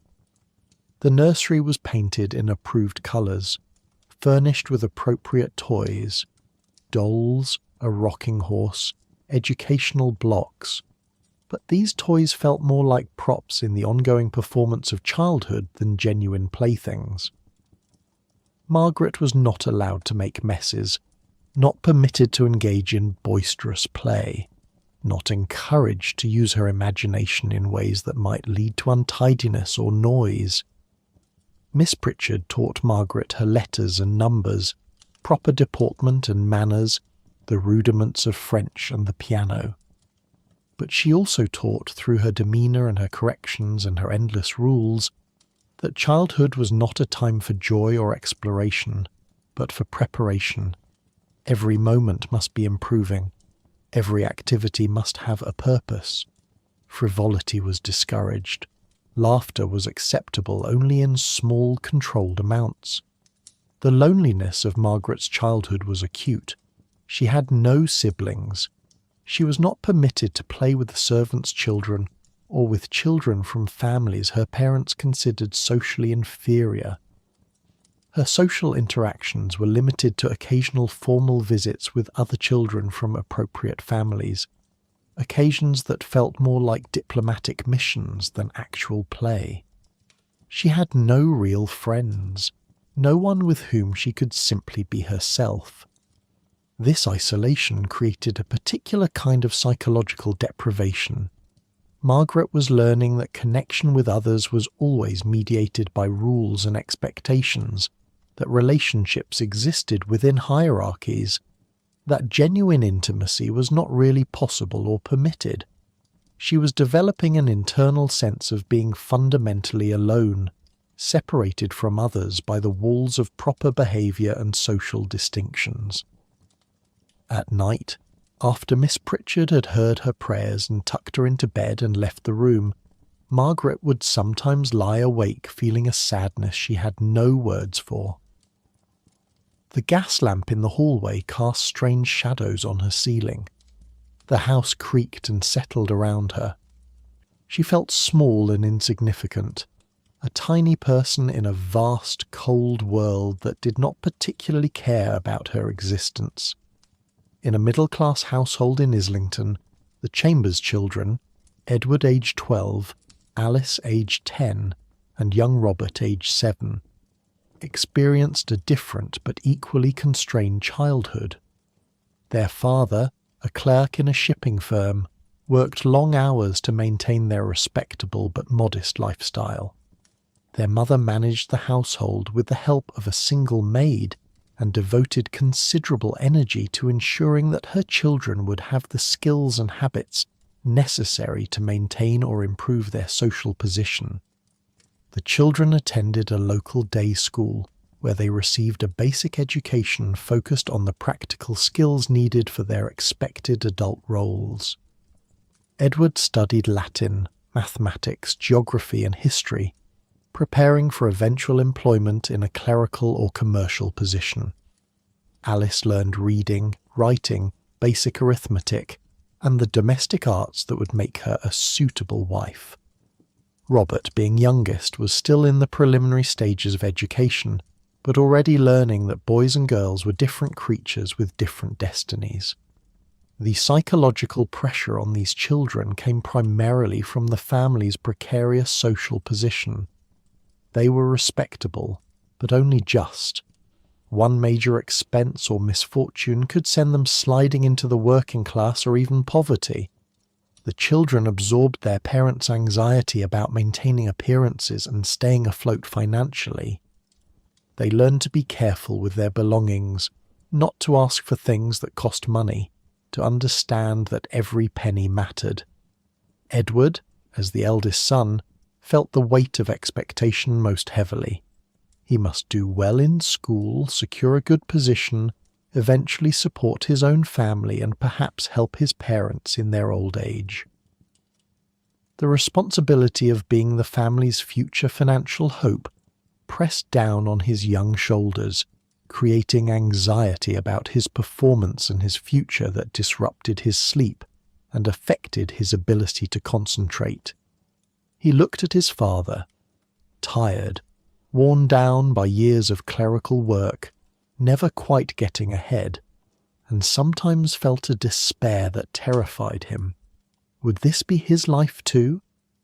Would he spend decades copying figures into ledgers, living in a narrow house with just enough money to get by, watching his own children struggle with the same limited prospects?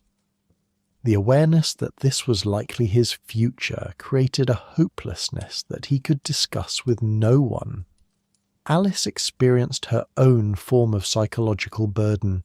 She was being prepared for marriage, which meant learning to be decorative and useful while suppressing any intellectual curiosity or independent thought.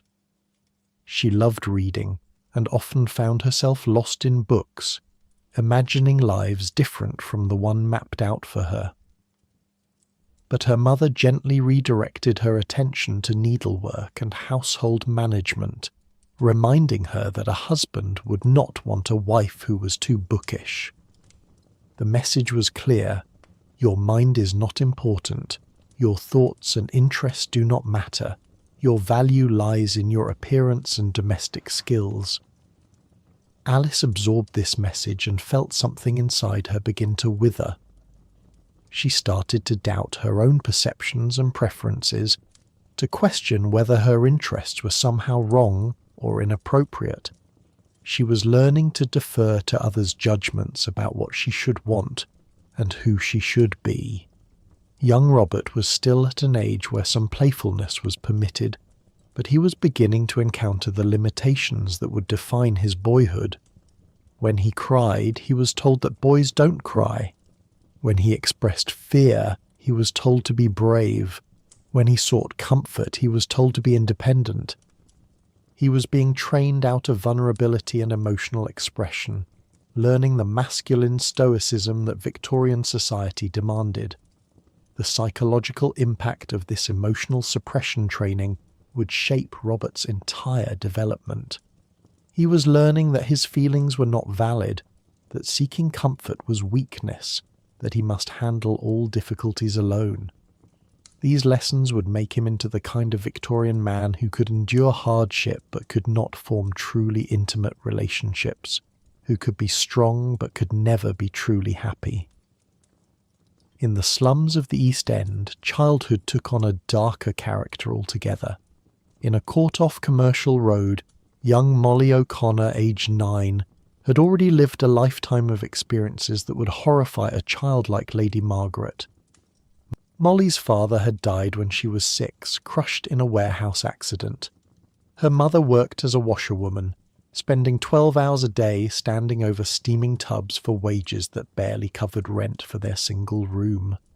Molly's childhood ended early. At 7, she began working, first selling matches on the street, then running errands for neighbours, then taking in piecework, sewing buttons onto cards for a few pence per gross. She worked because her family needed the money to survive. There was no question of school, no time for play, no room for the protected innocence that characterised middle and upper-class childhoods. The psychological impact of this early exposure to hardship and responsibility was complex. On one level, Molly developed a toughness and resilience that served her well in the harsh world she inhabited. She learned to navigate dangerous streets, to protect herself from predators, to hustle and bargain and fight for every small advantage. She developed a practical wisdom and street intelligence that far exceeded her years. But beneath this tough exterior, Molly was still a child, with a child's needs for safety, love, play, and the freedom to simply be young. These needs were not being met. Instead, she experienced chronic stress, frequent hunger, constant worry about her family's survival. She carried adult responsibilities without adult power or resources, creating a psychological burden that no 9-year-old should have to bear. Molly had seen things that children should not see. She had watched neighbours descend into addiction and despair. She had seen violence, poverty, disease, and death up close. She knew about the workhouse and what happened to children who ended up there. She understood, in a way that was both practical and terrifying, how precarious her family's situation was and how easily they could fall into complete destitution. This knowledge created a kind of premature aging, a loss of innocence that could not be recovered. Molly sometimes looked at the occasional middle-class children she saw on the streets and felt a mixture of envy and contempt. They seemed like beings from another world, soft and protected and naive about how life really worked. She could not imagine being that sheltered, that ignorant of danger and struggle. The street children of Victorian London, of whom there were thousands, experienced childhood as a form of survival training. Boys like Tommy Fletcher, aged 11, who'd been turned out of his home when his widowed mother could no longer feed all her children, lived entirely on the streets, sleeping in doorways and under bridges, earning money through odd jobs and sometimes theft, existing in a state of constant insecurity and danger.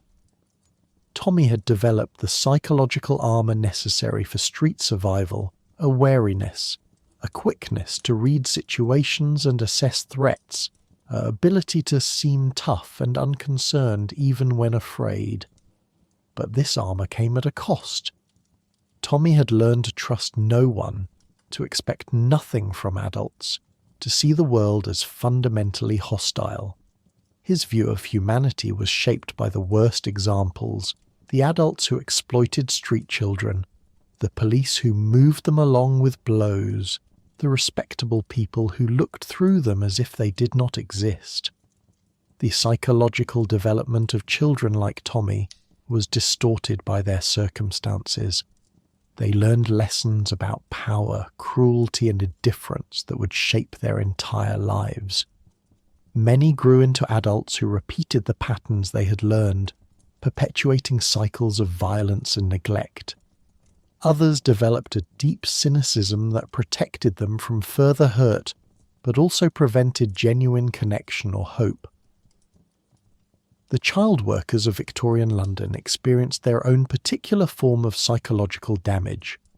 Young Sarah Watkins, aged 10, worked in a matchbox factory from 6 in the morning until 6 at night, 6 days a week. Her job was to paste labels onto matchboxes, thousands upon thousands of them, day after day, in a room full of other children doing the same monotonous, physically demanding work. The psychological impact of this kind of child labour was devastating. Sarah had no time for school, no opportunity for play, no chance to develop her natural abilities or interests.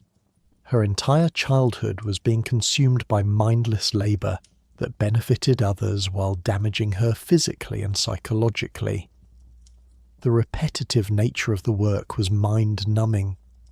The long hours were exhausting, the poor conditions affected her health, and the awareness that this was her life, that there was no escape, that she would likely be doing similar work until she was too worn out or sick to continue. This awareness created a despair that no 10-year-old should have to experience. For all Victorian children, regardless of class, there was a common experience of being fundamentally misunderstood and undervalued. The Victorian conception of childhood was that it was a period to be gotten through, a preliminary stage before the real business of adult life. Children were not seen as having their own valid experiences and perspectives, but as incomplete adults who must be shaped and moulded into proper form. This lack of real attention to children's inner lives created a deep psychological loneliness. Children experience complex emotions: fear, anger, confusion, joy, sorrow, but had few adults who truly listened to or validated these experiences. Their feelings were dismissed as childish, their concerns as trivial. They learned early that their inner lives did not matter much to the adults around them. The emphasis on obedience and conformity meant that children who were naturally independent or creative or questioning faced constant correction. A child who asked too many questions was being troublesome. A child who wanted to do things differently was being willful. A child who expressed strong emotions was being badly behaved. The message was that their natural inclinations were wrong and must be suppressed. This created lasting psychological patterns. Many Victorian children grew into adults who had difficulty trusting their own perceptions and preferences, who constantly looked to external authority for guidance about how to think and feel, who had internalized the message that their authentic selves were not acceptable and must be hidden or changed. The physical discipline that was common in Victorian child rearing also had psychological impacts. Children were regularly beaten for misbehaviour, with hands, switches, canes, whatever was convenient. This violence was not seen as abuse but as necessary correction, a normal part of raising children properly. Spare the rod and spoil the child was taken literally by many Victorian parents and teachers. The psychological effect of being regularly hit by the adults who were supposed to love and protect you was profound. Children learned that love and pain were connected, that those in authority had the right to hurt you, that your body was not your own but subject to others' control. They learned to be afraid, to be watchful for signs of impending punishment, to hide their true feelings and motivations out of fear of violent consequences. Some children internalized this violence and became harsh with themselves and others. Some developed a deep sense of worthlessness, believing they deserved the punishment they received. Some became numb to physical pain and emotional hurt, developing a kind of protective dissociation that allowed them to endure but prevented them from fully engaging with life. Even in the most loving Victorian families, there was often an emotional distance between parents and children that created psychological effects. The ideal was that parents should be respected and obeyed, but not necessarily warm or emotionally available. Fathers were often distant figures, mothers more involved but still somewhat formal. The easy affection, the casual physical comfort, the genuine interest in children's thoughts and feelings that we now consider important for healthy development were largely absent. Children growing up in this emotional climate learned that relationships were formal and conditional, that love was expressed through proper behaviour and social success rather than through emotional intimacy, that their value lay in what they achieved and how they appeared, rather than in who they were as people. These lessons shaped their ability to form relationships throughout their lives. The very idea of childhood as a distinct developmental stage with its own needs and value was only beginning to emerge in Victorian thinking. Children were still largely seen as small adults who must be trained into proper adulthood as quickly as possible.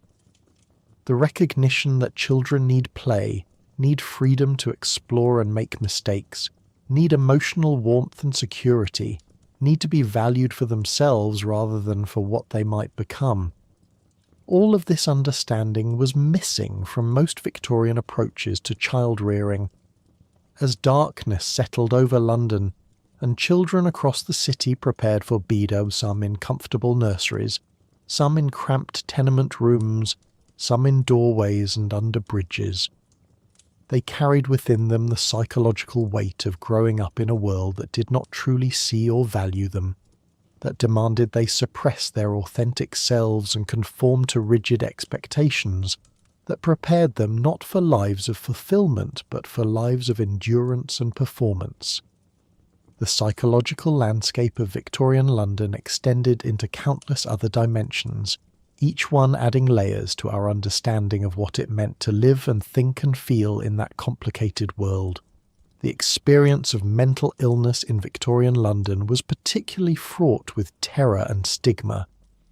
A person showing signs of what we would now recognise as depression, anxiety, bipolar disorder, or schizophrenia faced not sympathy or treatment but shame, fear, and often incarceration in conditions that were themselves psychologically traumatizing.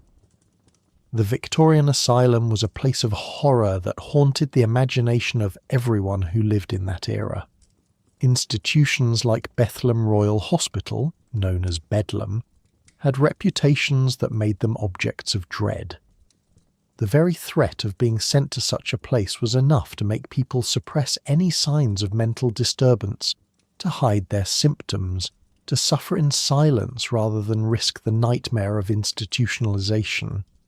Mrs. Helena Morrison, a respectable widow in her 40s, began experiencing what we would now recognize as severe depression following the death of her only son. She lost interest in all activities, could not sleep, felt a crushing weight on her chest that made it difficult to breathe. But she could not admit to these symptoms, could not seek help, because to do so would risk being labelled as hysterical or mentally unsound. The psychological burden of hiding mental illness while experiencing it was enormous. Helena had to maintain her social obligations, had to appear normal and competent, had to hide the depth of her suffering from everyone around her. The effort of this pretense while already psychologically depleted was exhausting. She felt herself sinking deeper into darkness, but could not reach out for help without risking consequences that might be worse than the illness itself. The Victorian understanding of mental illness was shaped by theories that blamed the sufferer. Mental problems were often attributed to moral weakness, self-indulgence, improper thoughts, or constitutional inferiority. Women's mental health issues were frequently attributed to their reproductive systems. The catch-all diagnosis of hysteria could encompass almost any psychological symptom and was understood to originate in the womb. The word hysteria itself comes from the Greek word for uterus. This medicalization of women's emotional and psychological experiences as essentially biological malfunctions specific to their sex created a particular psychological burden. Women learned that their mental states were not valid experiences to be understood and addressed, but symptoms of their inherently unstable feminine nature. This undermined their sense of their own rationality and authority, reinforcing the message that women were less capable than men and needed to be controlled and guided by male reason. The treatments for mental illness were often worse than the illness itself.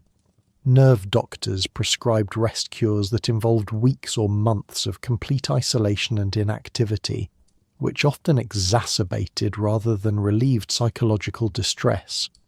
Other treatments included cold water baths, electrical stimulation, opium and other drugs that created dependence and additional problems, and various forms of physical restraint and confinement. The psychological terror of being subjected to such treatments, of losing all autonomy and control, of being physically restrained and medically violated, created additional layers of trauma on top of whatever mental health issues had brought someone to medical attention in the first place. Many people who entered Victorian asylums experiencing manageable psychological distress emerged, if they emerged at all, with much more severe and lasting psychological damage from the experience of institutionalization itself. The experience of addiction in Victorian London was another hidden psychological struggle that affected people across all classes. Opium and its derivatives were easily available and widely used, both as medicine and as recreation. Laudanum, a tincture of opium, was sold in every chemist shop and used for everything from toothaches to insomnia, to menstrual cramps, to crying babies. Many people, particularly women, became dependent on opium without recognizing it as addiction.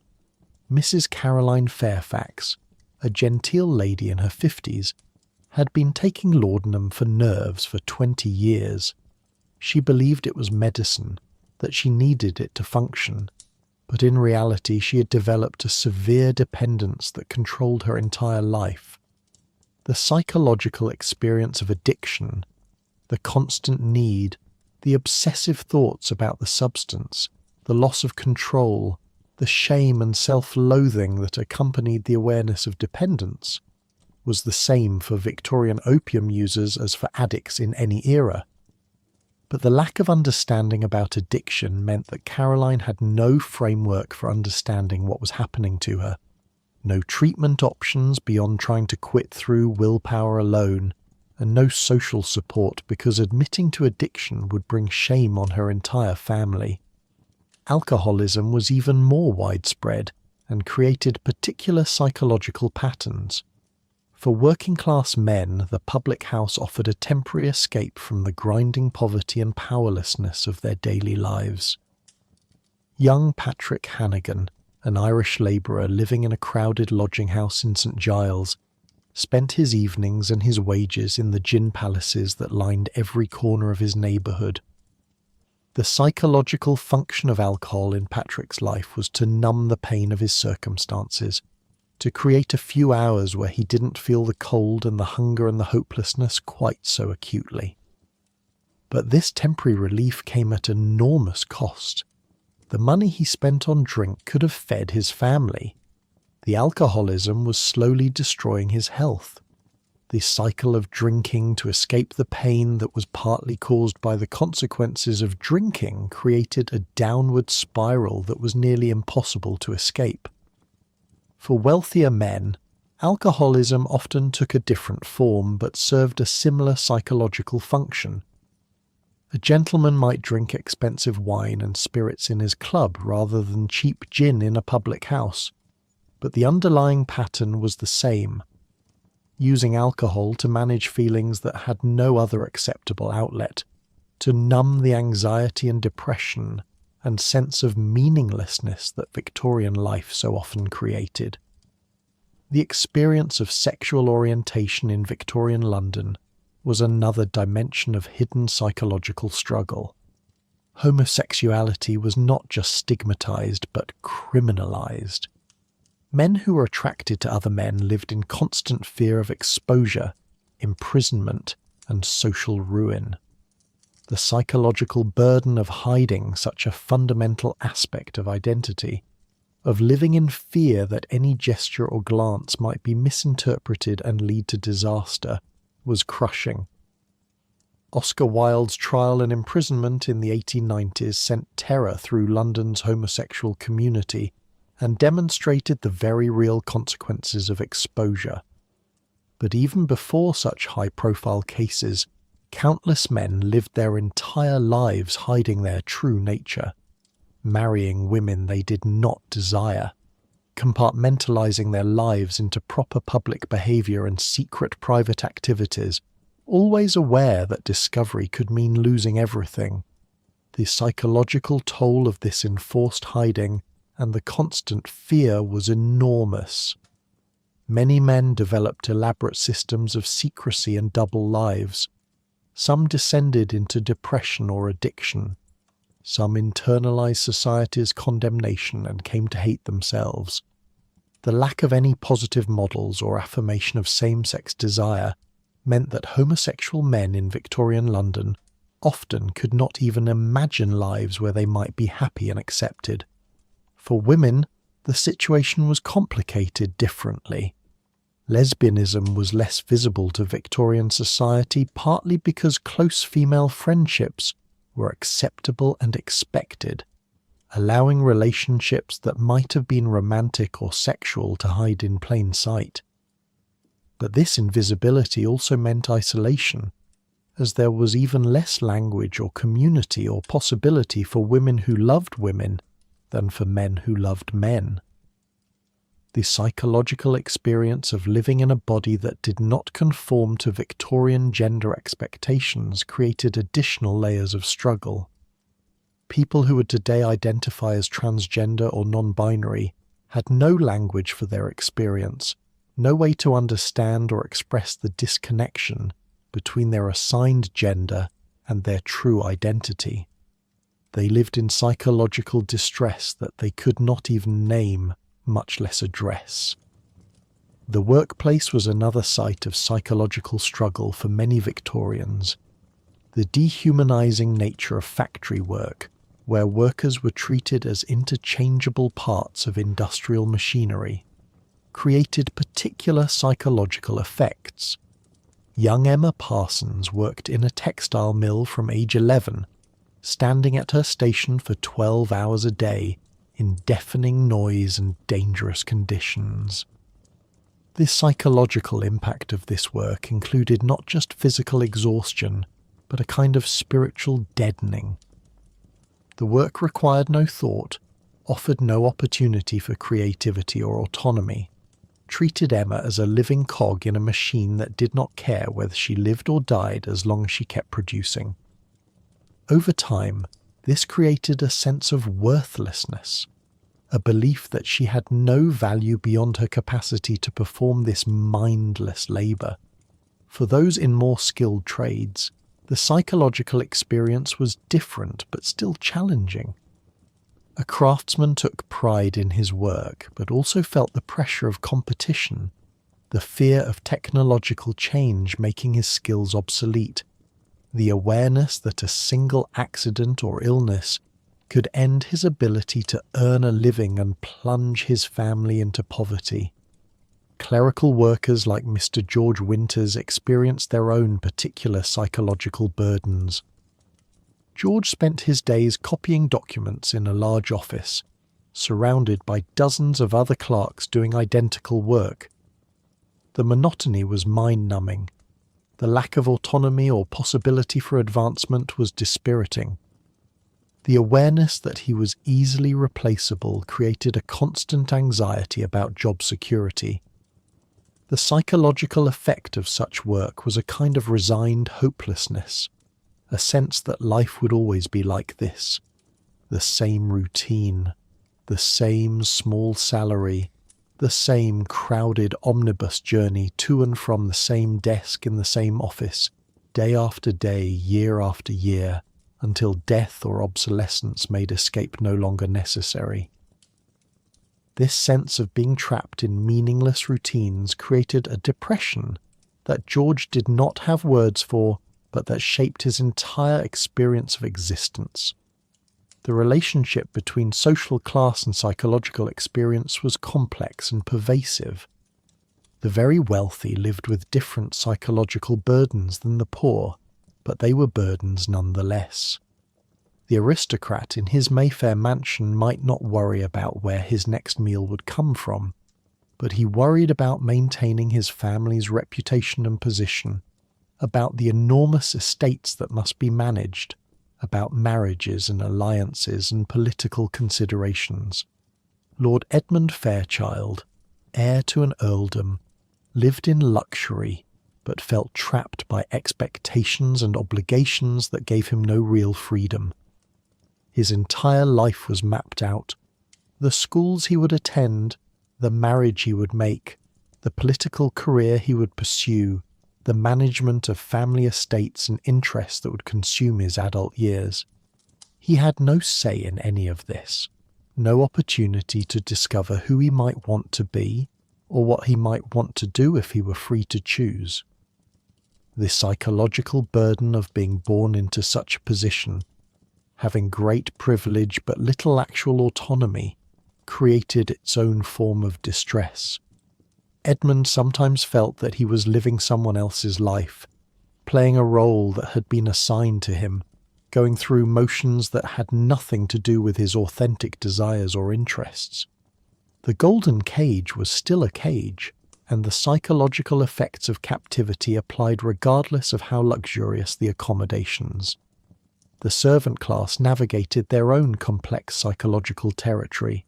A butler in a great household had considerable authority and status within the domestic hierarchy, but this status was entirely dependent on his employer and could vanish in an instant. Mr. Thomas Blackwood, head butler in a ducal household, had spent 40 years building his position and reputation, but he was now 65 and aware that age was making him less efficient, less able to manage the demanding work. The psychological terror of potential dismissal after a lifetime of service, of having no pension or security, of facing old age with nothing but whatever small savings he had managed to accumulate, created a constant anxiety that coloured Blackwood's every interaction with his employers. He could never fully relax, never feel secure, never stop performing the role of perfect servant, because the consequences of any serious failure would be catastrophic. For female servants, the psychological landscape included additional threats. A young housemaid was vulnerable to sexual exploitation by male members of the household, masters, sons, male servants. If she became pregnant as a result of this exploitation, she would almost certainly be dismissed without a character reference, making future employment nearly impossible. The psychological burden of this vulnerability, of having to navigate constant sexual threat while maintaining perfect propriety, was enormous. The experience of pregnancy and childbirth in Victorian London was shadowed by the very real possibility of death. Maternal mortality rates were high. Every woman who became pregnant knew that she was taking a serious risk. The psychological impact of this awareness, that pregnancy might be a death sentence, shaped the experience of pregnancy and motherhood. Mrs. Catherine Wright, pregnant with her fourth child, had already lost one baby in childbirth and had nearly died herself during another delivery. Each new pregnancy brought not just the physical challenges, but intense psychological fear. Catherine made preparations for the possibility of her death, sewing burial clothes for herself, making arrangements for her children's care if she did not survive, writing letters to be given to her children if they grew up without her. The psychological burden of living with the constant awareness of potential death, of trying to prepare emotionally for not seeing your children grow up, of facing pregnancy not with uncomplicated joy but with realistic terror. This created a particular kind of anxiety that shaped the experience of motherhood for Victorian women. Even successful deliveries were shadowed by the knowledge that the next pregnancy might not end as well. Infant and child mortality was also heartbreakingly common. Most Victorian families experienced the death of at least one child. The psychological impact of losing children, of watching them sicken and die, of knowing that poverty or poor sanitation or inadequate nutrition contributed to these deaths, created a particular kind of grief that was both universal and intensely personal. Mrs. Alice Murphy had buried 3 of her 7 children before they reached the age of 5. The psychological weight of this repeated loss was almost unbearable. She had learned to love her children while also maintaining a kind of emotional distance, knowing that attachment might lead to unbearable pain. This protective detachment was psychologically necessary for survival, but also created a kind of emotional numbness that affected her relationship with her surviving children. The experience of aging in Victorian London brought its own psychological challenges. The lack of social security or pensions meant that old age often meant poverty for those who'd not managed to accumulate wealth. The terror of the workhouse haunted elderly Londoners, particularly those who had once been respectable but had fallen on hard times. Mr. Albert Harrison, a former shopkeeper now in his 70s, lived in constant fear of ending up in the workhouse. His small savings were dwindling. He could no longer work. He had no children to support him. The workhouse represented the ultimate degradation. Being sent to an institution where the poor were essentially imprisoned, separated from their spouses, subjected to hard labour and harsh conditions, stripped of all dignity and autonomy in their final years. The psychological impact of this fear was that many elderly poor people lived in desperate circumstances, sacrificing nutrition and warmth to avoid the workhouse, preferring to suffer alone rather than face the humiliation of institutional care. Some literally starved or froze to death rather than accept the workhouse, so powerful was the psychological aversion to that fate. The experience of being a woman in Victorian London involved navigating a particularly complex psychological landscape. Women were simultaneously idealised and constrained, placed on pedestals and denied real power, celebrated as moral guardians while being treated as intellectually and legally inferior to men. The angel in the house, ideal, that woman should be pure, selfless, devoted to family without any desires or ambitions of her own, created enormous psychological pressure. Real women with normal human needs and feelings had to constantly suppress and hide anything that didn't fit this impossible standard. Miss Eleanor Blackstone, an unmarried woman of 35 living with her elderly parents, felt the psychological weight of her position acutely. As an unmarried daughter, she was expected to devote her life to caring for her parents with no thought for herself. She had no income of her own, no independence, no prospects beyond this service to her family. Her own desires, for marriage, for children, for a life of her own, had to be completely subordinated to her duty. The psychological impact of this enforced self-abnegation was profound. Eleanor sometimes felt that she was slowly disappearing, that the person she might have been was being erased by the endless days of caring for demanding elderly parents who took her service for granted and offered no appreciation or recognition of her sacrifice. For women who did marry, the psychological challenges continued.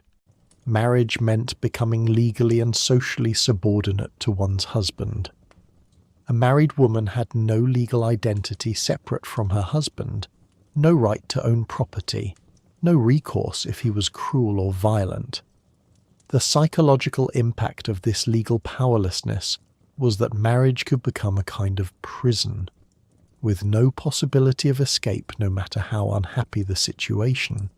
Mrs. Beatrice Thornton had been married for 15 years to a man who was cold, controlling, and occasionally violent. She had no option to leave.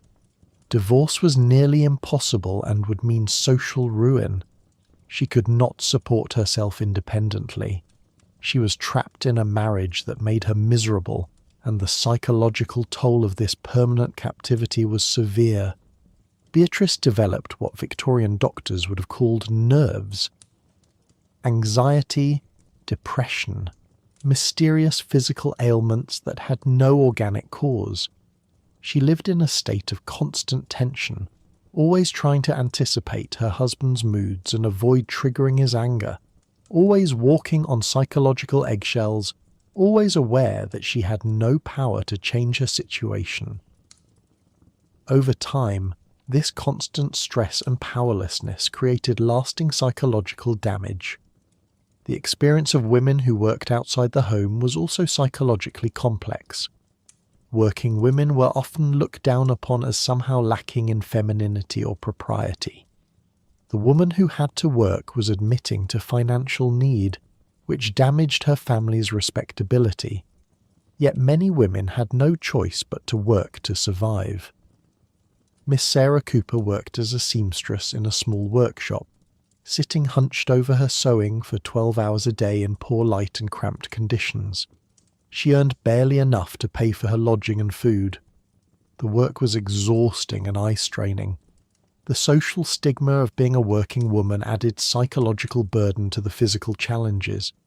Sarah felt herself to be in an impossible position. She needed to work to survive, but working marked her as someone who had failed to achieve the Victorian feminine ideal of being supported by male relatives. The experience of education and intellectual life for women involved constant psychological negotiation between desire for knowledge and social expectations of feminine ignorance. Young women who wanted to learn to read serious books to engage with ideas had to hide or downplay these interests to avoid being seen as blue stockings or unfeminine. Miss Charlotte Winters loved science and mathematics, subjects considered completely inappropriate for young ladies. She pursued these interests secretly, borrowing books from sympathetic friends, studying late at night when no one would see. The psychological burden of having to hide her genuine interests and abilities, of pretending to be less intelligent than she was, of constantly performing a version of femininity that had nothing to do with who she really was. This created a deep sense of frustration and anger that had no acceptable outlet. The experience of religious doubt in Victorian society was another source of hidden psychological struggle. The Victorians were supposed to be deeply religious, regular church attendance was expected, faith in God and Christian morality were fundamental to Victorian identity. Yet many people experienced doubt, confusion, or outright disbelief that they could not express without serious social consequences. Mr. Daniel Foster, a clerk who had lost his faith after reading Darwin and modern biblical criticism, lived in a state of constant psychological tension. He had to continue attending church, had to maintain the appearance of belief, had to hide his actual thoughts and feelings about religion from everyone around him, including his devout wife. The effort of maintaining this pretense, of living in fundamental dishonesty about something so important, created psychological stress that affected every aspect of his life. The experience of witnessing violence and death was common in Victorian London in ways that we would now consider traumatic. Public executions drew huge crowds who came to watch people die. Street violence was frequent. Accidents, carriages overturning, industrial incidents, building collapses happened regularly and were often witnessed by numerous people. Young William Atkins witnessed a public execution when he was 13 years old, watching a man hang until dead in front of a cheering crowd. The psychological impact of witnessing this judicial murder, of seeing the crowd treat death as entertainment, of absorbing the message that human life could be disposed of so casually. This shaped William's understanding of the world in profound and disturbing ways. The effect of chronic noise in Victorian London was another under-recognised source of psychological stress. The city was extraordinarily loud. Iron-wheeled carts and carriages on cobblestone streets, construction, factory machinery, street vendors calling their wares, church bells, human voices in crowded spaces. There was no escape from noise, no quiet refuge, especially for those living in poor areas where crowding made privacy and silence impossible. The psychological impact of chronic noise exposure includes difficulty concentrating, sleep disruption, increased stress, and irritability. Victorian Londoners lived with constant acoustic assault that contributed to general psychological strain, though they had no framework for understanding noise as a health issue. The experience of living with grief and loss was ubiquitous in Victorian London. Death was so common, so ever-present, that nearly everyone was in some stage of mourning for someone. The psychological burden of constant loss, of living in a world where anyone might die at any time, children, parents, spouses, friends, created a particular quality to Victorian emotional life. People learned to carry grief while continuing to function, to make room for loss as a permanent part of their psychological landscape. Some developed a kind of emotional cautiousness, protecting themselves by not getting too attached, knowing that attachment led to pain when death inevitably came. Others developed a fatalistic acceptance, a sense that loss was simply part of life and must be borne.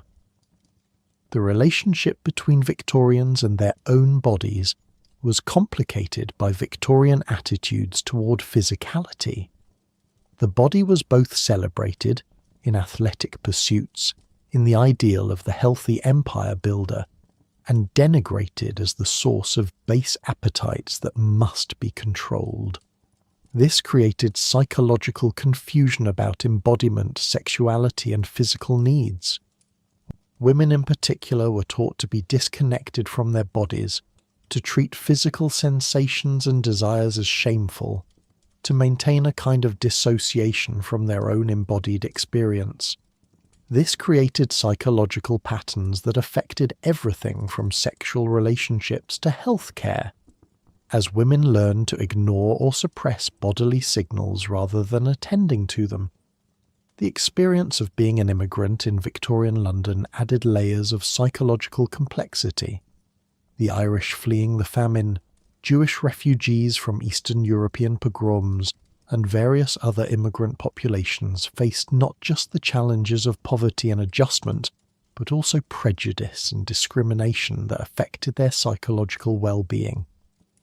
Young Michael O'Brien, an Irish immigrant working as a labourer, experienced the psychological weight of being seen as inferior, of having his very humanity questioned by those who considered the Irish to be racially distinct and naturally prone to crime and vice.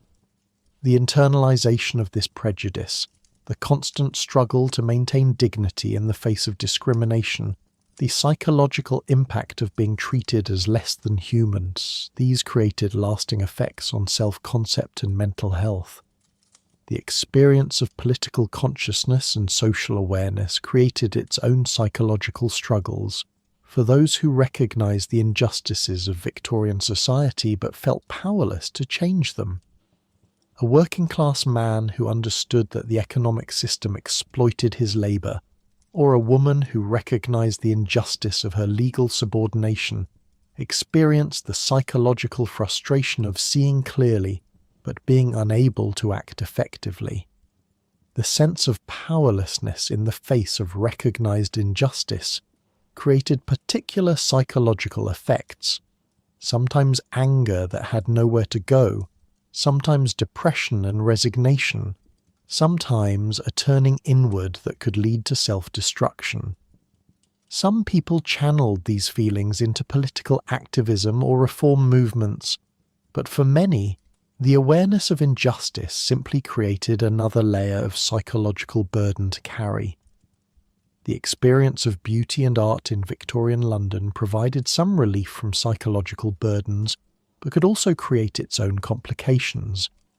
The Victorian obsession with aesthetics, the elaborate decoration of homes, the importance of fashion, the cult of beauty, served partly as escape from the harshness of industrial life.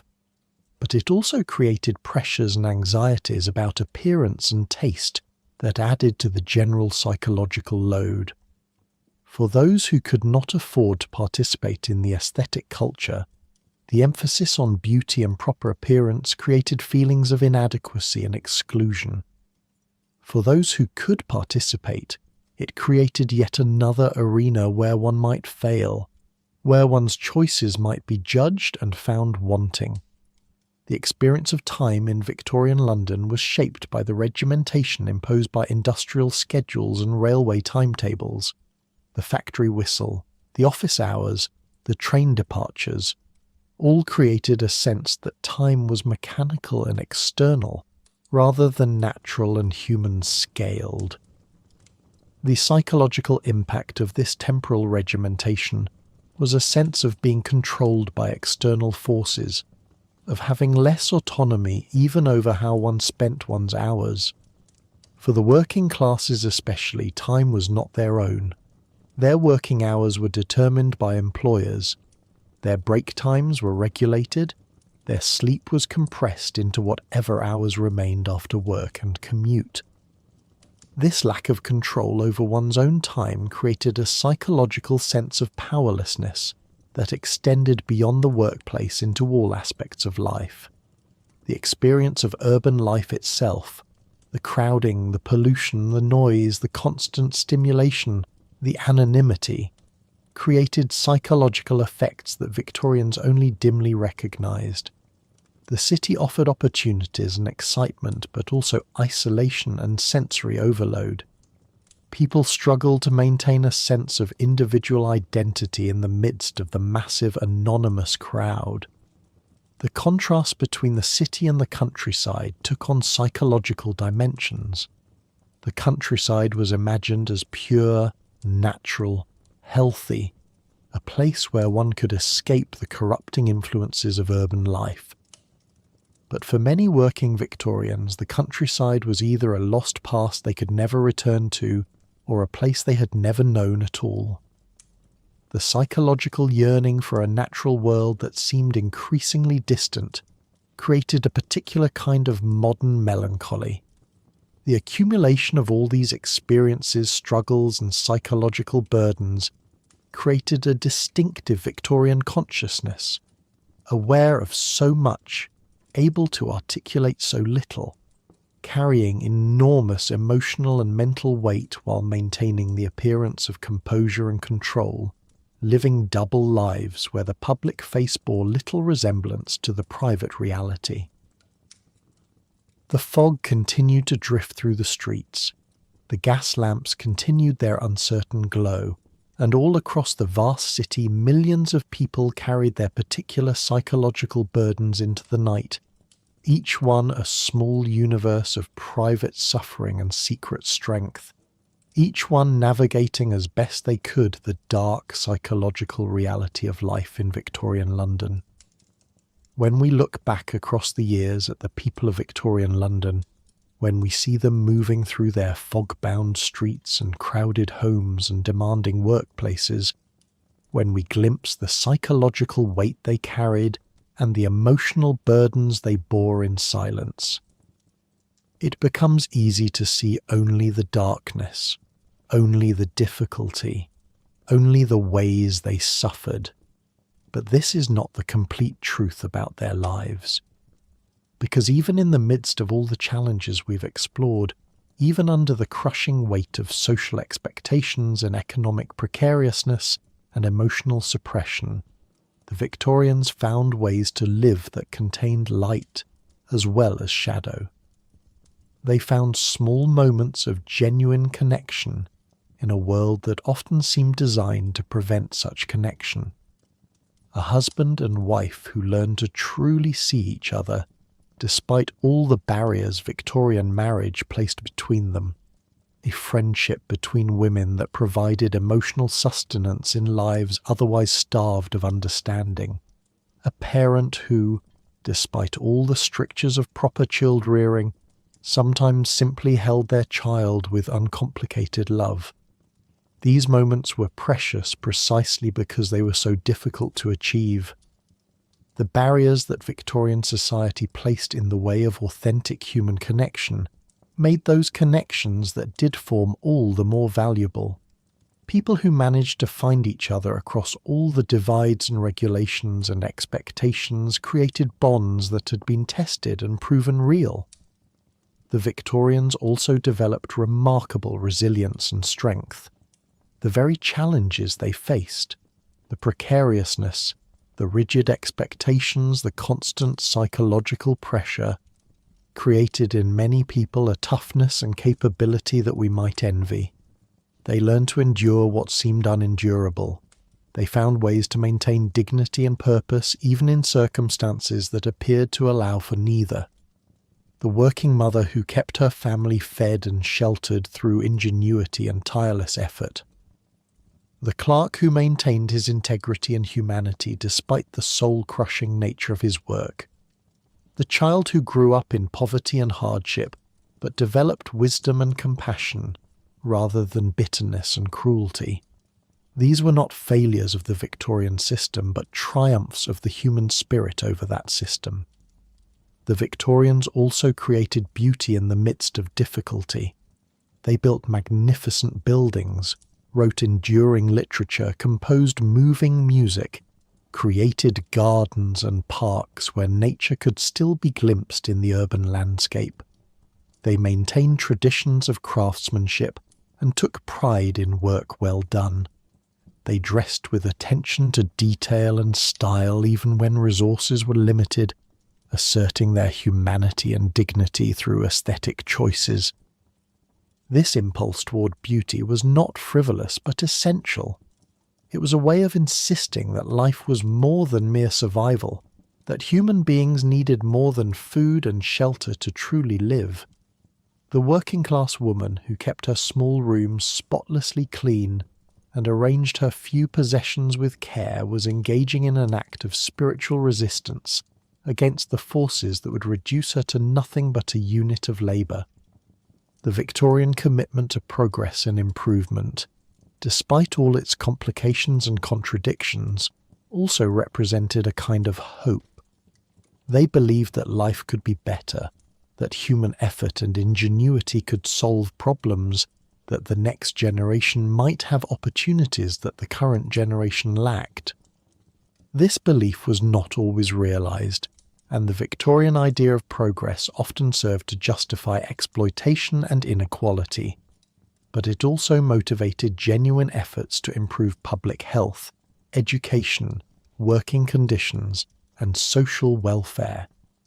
The Victorian reformers who worked to address the worst aspects of their society, the poverty, the child labour, the public health crises, the legal injustices, were acting from genuine compassion and a belief that change was possible. Their efforts often fell short of their goals and were complicated by the class prejudices and moral assumptions of their time, but they represented an acknowledgement that the suffering we have explored was real and wrong and might be addressed. The Victorians also maintained communities and connections that provided psychological support even in the midst of difficult circumstances. Working-class neighbourhoods developed their own cultures of mutual aid and solidarity. Friendly societies and benefit clubs provided both practical assistance and a sense of belonging. Churches and chapels offered not just religious teaching but community and purpose. These institutions and connections were imperfect, often reinforcing some of the very hierarchies and prejudices that created suffering. But they also provided structure and meaning in lives that might otherwise have felt completely adrift. They created spaces where people could be known and valued, where they mattered to others, where they had roles to play beyond mere economic function. The Victorian family, despite all the ways its structure could create psychological damage, also provided for many people a source of deep meaning and connection. The parent who loved their children even while struggling to raise them according to oppressive expectations. The siblings who formed bonds that lasted lifelong. The extended family networks that provided identity and support. Even the Victorian emphasis on duty and responsibility, which could be oppressive, also gave people a sense of purpose. Knowing that others depended on you, that you had obligations to fulfill, that your actions mattered. This could provide meaning even in difficult circumstances. The sense of being part of something larger than yourself, of having a place and role in the social order, could be psychologically sustaining even when the specific demands of that role were challenging. The Victorians also found solace in ideas and beliefs that helped them make sense of their experiences. Religious faith, when genuine and not merely performed, could provide comfort and hope. The belief in an afterlife where suffering would be redeemed and justice would prevail helped many people endure unbearable losses and difficulties. The idea that their struggles had meaning in a larger cosmic order made those struggles more bearable. Even those who lost religious faith often found other frameworks for meaning. Political ideologies, philosophical systems, scientific understanding that helped them make sense of their lives and locate themselves in something larger than their immediate circumstances. The capacity for adaptation and finding joy in small things was also remarkable. People learned to take pleasure in simple experiences, a sunny day, a good meal, a moment of laughter, a kind word, a task completed well. The very difficulty of their circumstances made them more attentive to small graces, more capable of appreciating moments of ease or beauty when they occurred. The street vendor who enjoyed the camaraderie of his fellow workers despite the hardship of his occupation. The housemaid who found satisfaction in a floor well scrubbed or a room perfectly ordered. The child who discovered wonder in the small creatures living in the cracks of city walls or the patterns of frost on a window. These small joys were not nothing. They were what made life livable, what kept the spirit alive even when circumstances were harsh. The Victorian capacity for hope, even in the face of evidence that might justify despair, was also significant. People continued to imagine better futures, to work toward improvements, to believe that their efforts might make a difference. This hope was sometimes disappointed, but it was also sometimes realized. The slow improvements in public health, working conditions, educational opportunities, and social welfare that occurred across the Victorian era were built on countless individual acts of hope and effort. The relationships that formed across class boundaries, though rare and often complicated, represented moments when the rigid hierarchies of Victorian society broke down and genuine human connection became possible. The employer who genuinely cared about her servants' welfare. The wealthy reformer who worked alongside the poor he was trying to help. The moments when people saw past social categories to recognize shared humanity. These moments were not enough to fundamentally change the structures of inequality and oppression that characterized Victorian society, but they kept alive the possibility of a different way of relating to each other, a vision of human connection not mediated by hierarchy and power. The Victorian legacy of social reform, despite all its limitations and paternalism, represented an acknowledgement that society bore some responsibility for individual welfare. The gradual development of public health initiatives, labour regulations, educational provisions, and eventually the beginnings of social insurance all grew from Victorian struggles and debates. The problems were identified even if solutions remained inadequate. The children who grew up in Victorian London and survived their difficult childhoods often developed remarkable capacities. Some became advocates for change, using their understanding of suffering to motivate efforts at reform. Some became artists and writers who captured their experiences in ways that helped others understand. Some became parents who consciously chose to raise their own children differently, breaking cycles of harshness and emotional distance. The very fact that we can now look back and recognise the psychological burdens of Victorian life as real and significant represents progress. The Victorians often lacked the language and concepts to understand their own suffering. We have that language now partly because of their experiences, because observers and participants in Victorian life began to develop the vocabulary and frameworks that would eventually become modern psychology. The Victorian emphasis on documentation, the diaries, letters, social surveys, photographs, medical records, has left us with rich evidence of their inner lives that allows us to understand them not as distant historical figures, but as real people with recognizable human experiences. They left us the tools to understand them, even when they could not fully understand themselves. The fog that was so central to Victorian London eventually lifted, not just metaphorically but literally, as clean air legislation in the 20th century began to address the pollution that had created it. This represents both practical progress and symbolic hope. The environmental and social conditions that created suffering were not inevitable or unchangeable, but resulted from human choices and could be addressed through different choices.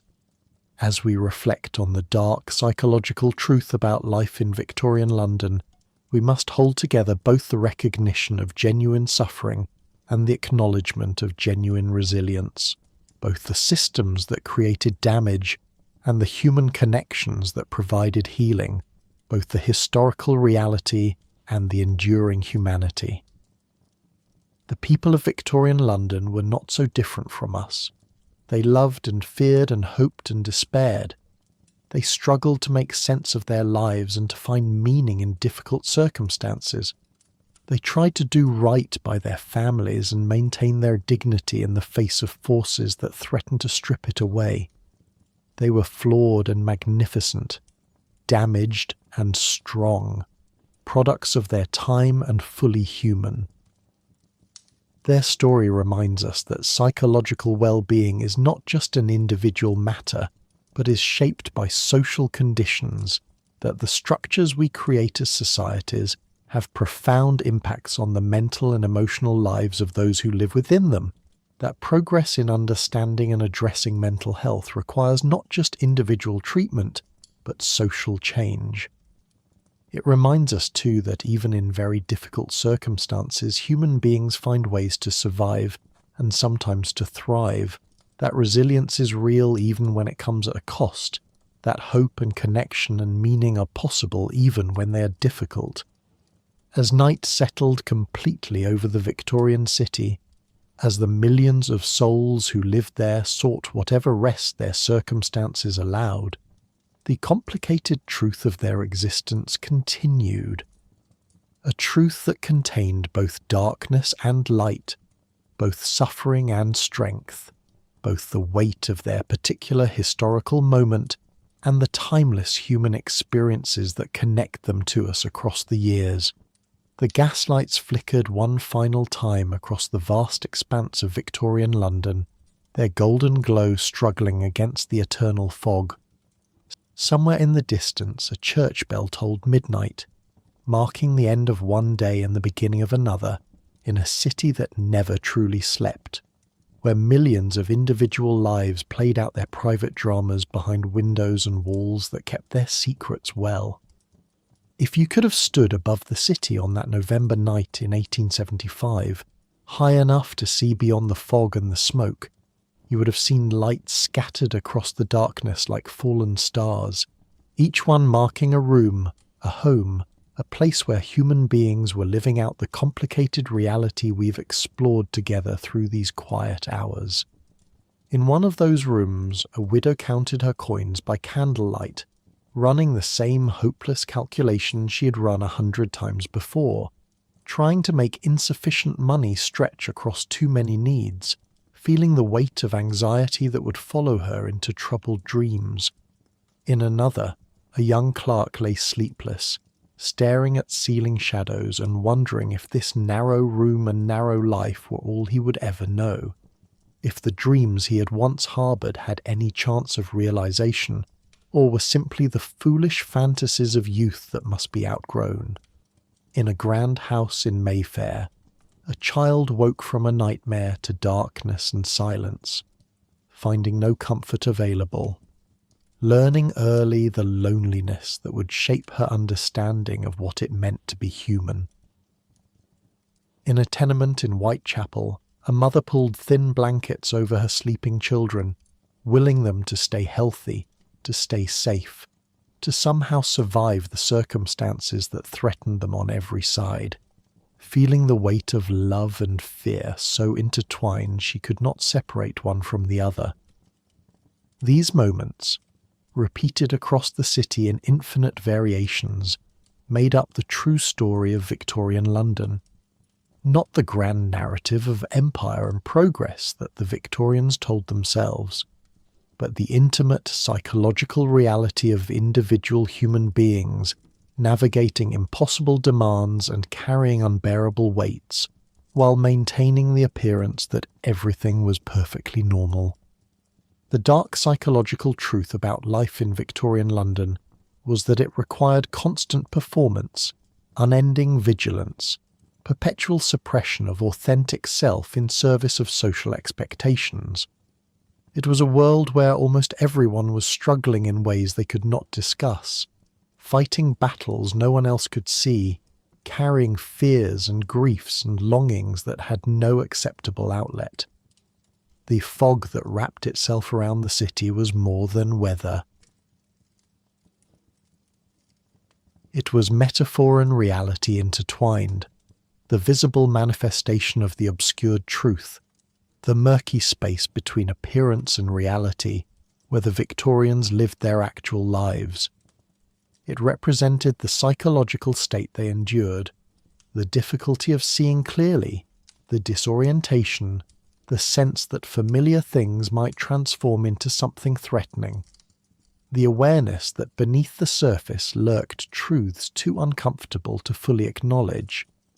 The strict rules of Victorian society created order and stability, but at enormous psychological cost. They allowed the machinery of the greatest city in the world to function smoothly, but ground individuals against their gears without mercy. They maintained appearances but left inner lives impoverished and isolated. The children growing up in this world absorbed its psychological patterns, the fear, the suppression, the splitting between authentic self and performed self, the sense that love was conditional on perfect behaviour, the awareness that the world was fundamentally unsafe and that vigilance was the price of survival. Yet within all this darkness there also existed moments of light. The genuine connections that occasionally broke through all the barriers, the small acts of kindness that reminded people of their shared humanity, the beauty that was created and appreciated even in difficult circumstances, the resilience that allowed people to endure and sometimes to triumph over their conditions. The Victorian psychological landscape was complex and contradictory, shaped by rapid social change, industrialization, urbanization, class hierarchy, gender restrictions, religious questioning, and the constant tension between official narratives of progress and the lived reality of struggle and uncertainty. Understanding this psychological reality helps us see the Victorians not as distant historical figures, but as real people whose experiences, while specific to their time, touch on enduring human truths. The relationship between social structure and individual well-being, the psychological cost of suppressing authentic emotion, the importance of genuine connection, the impact of inequality and powerlessness on mental health. These themes are not limited to Victorian London but speak to universal aspects of human experience. The legacy of Victorian psychological patterns extends into our own time. The stiff upper lip, the performance of competence while struggling privately, the reluctance to discuss mental health openly, the tendency to internalize social and economic problems as personal failings, These patterns that the Victorians developed to navigate their particular challenges have echoed down through generations, shaping attitudes and behaviours long after the specific Victorian context has passed. By understanding the psychological truth of Victorian life, we gain insight not just into the past, but into enduring patterns of how societies shape individual minds, how expectations create internal conflicts, how the pressure to conform affects psychological well-being, how structural conditions manifest as personal suffering. The people of Victorian London did not have the language or frameworks we now possess for understanding mental health and psychological well-being. They struggled without the benefit of modern psychology, without effective treatments for mental illness, without widespread recognition that environmental and social factors affect mental states, without the concept that asking for help might be wise rather than weak. Yet they developed their own strategies for coping, their own ways of finding meaning and connection, their own methods of endurance that allowed them to survive and sometimes to thrive despite the challenges they faced. Their resilience was real even when it came at significant cost. Their capacity for hope was genuine even when circumstances might have justified despair. As the night deepened over Victorian London, as the fog thickened and the temperature dropped, and the city settled into its overnight rhythm, the psychological reality we've explored continued its complex unfolding. The widow finally slept despite her worries. The young clerk eventually drifted into dreams of escape. The frightened child fell back into restless slumber. The mother kept her vigil a while longer before exhaustion claimed her too. The dark psychological truth about life in Victorian London was not simple or singular, but layered and nuanced. A truth about human suffering and human strength, about social structures and individual experiences, about the visible and the hidden, about performance and authenticity, about endurance and its costs.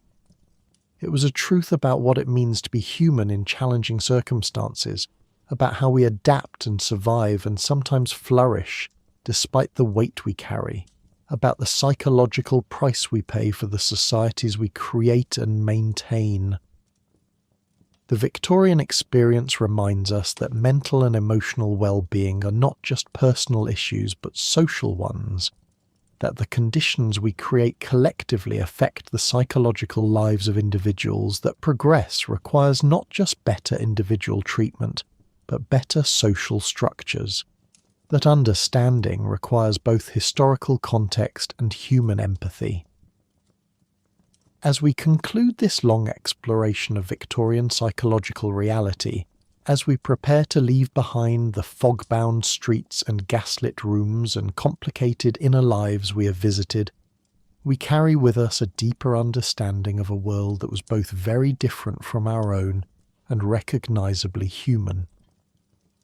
The Victorians walked their difficult paths with as much grace as they could manage. They loved and lost and struggled and endured. They carried burdens we can now name and understand even when they could not. They left us not just their buildings and books and inventions, but also their psychological legacy. Both the patterns of thinking and feeling that still influence us, and the lessons we can learn from their experiences about what helps and harms human psychological well-being. The fog has long since lifted from London streets, cleared by clean air legislation and changing technologies. The gas lamps have been replaced by electric lights that pierce the darkness more effectively. The specific social structures and conditions that created the Victorian psychological landscape have evolved and changed. But the fundamental human experiences, the need for connection, the struggle with fear and uncertainty, the tension between authenticity and performance, the impact of social expectations on inner lives, the resilience that allows people to endure difficulty, the small moments of grace that make endurance worthwhile. These remain constant across the years.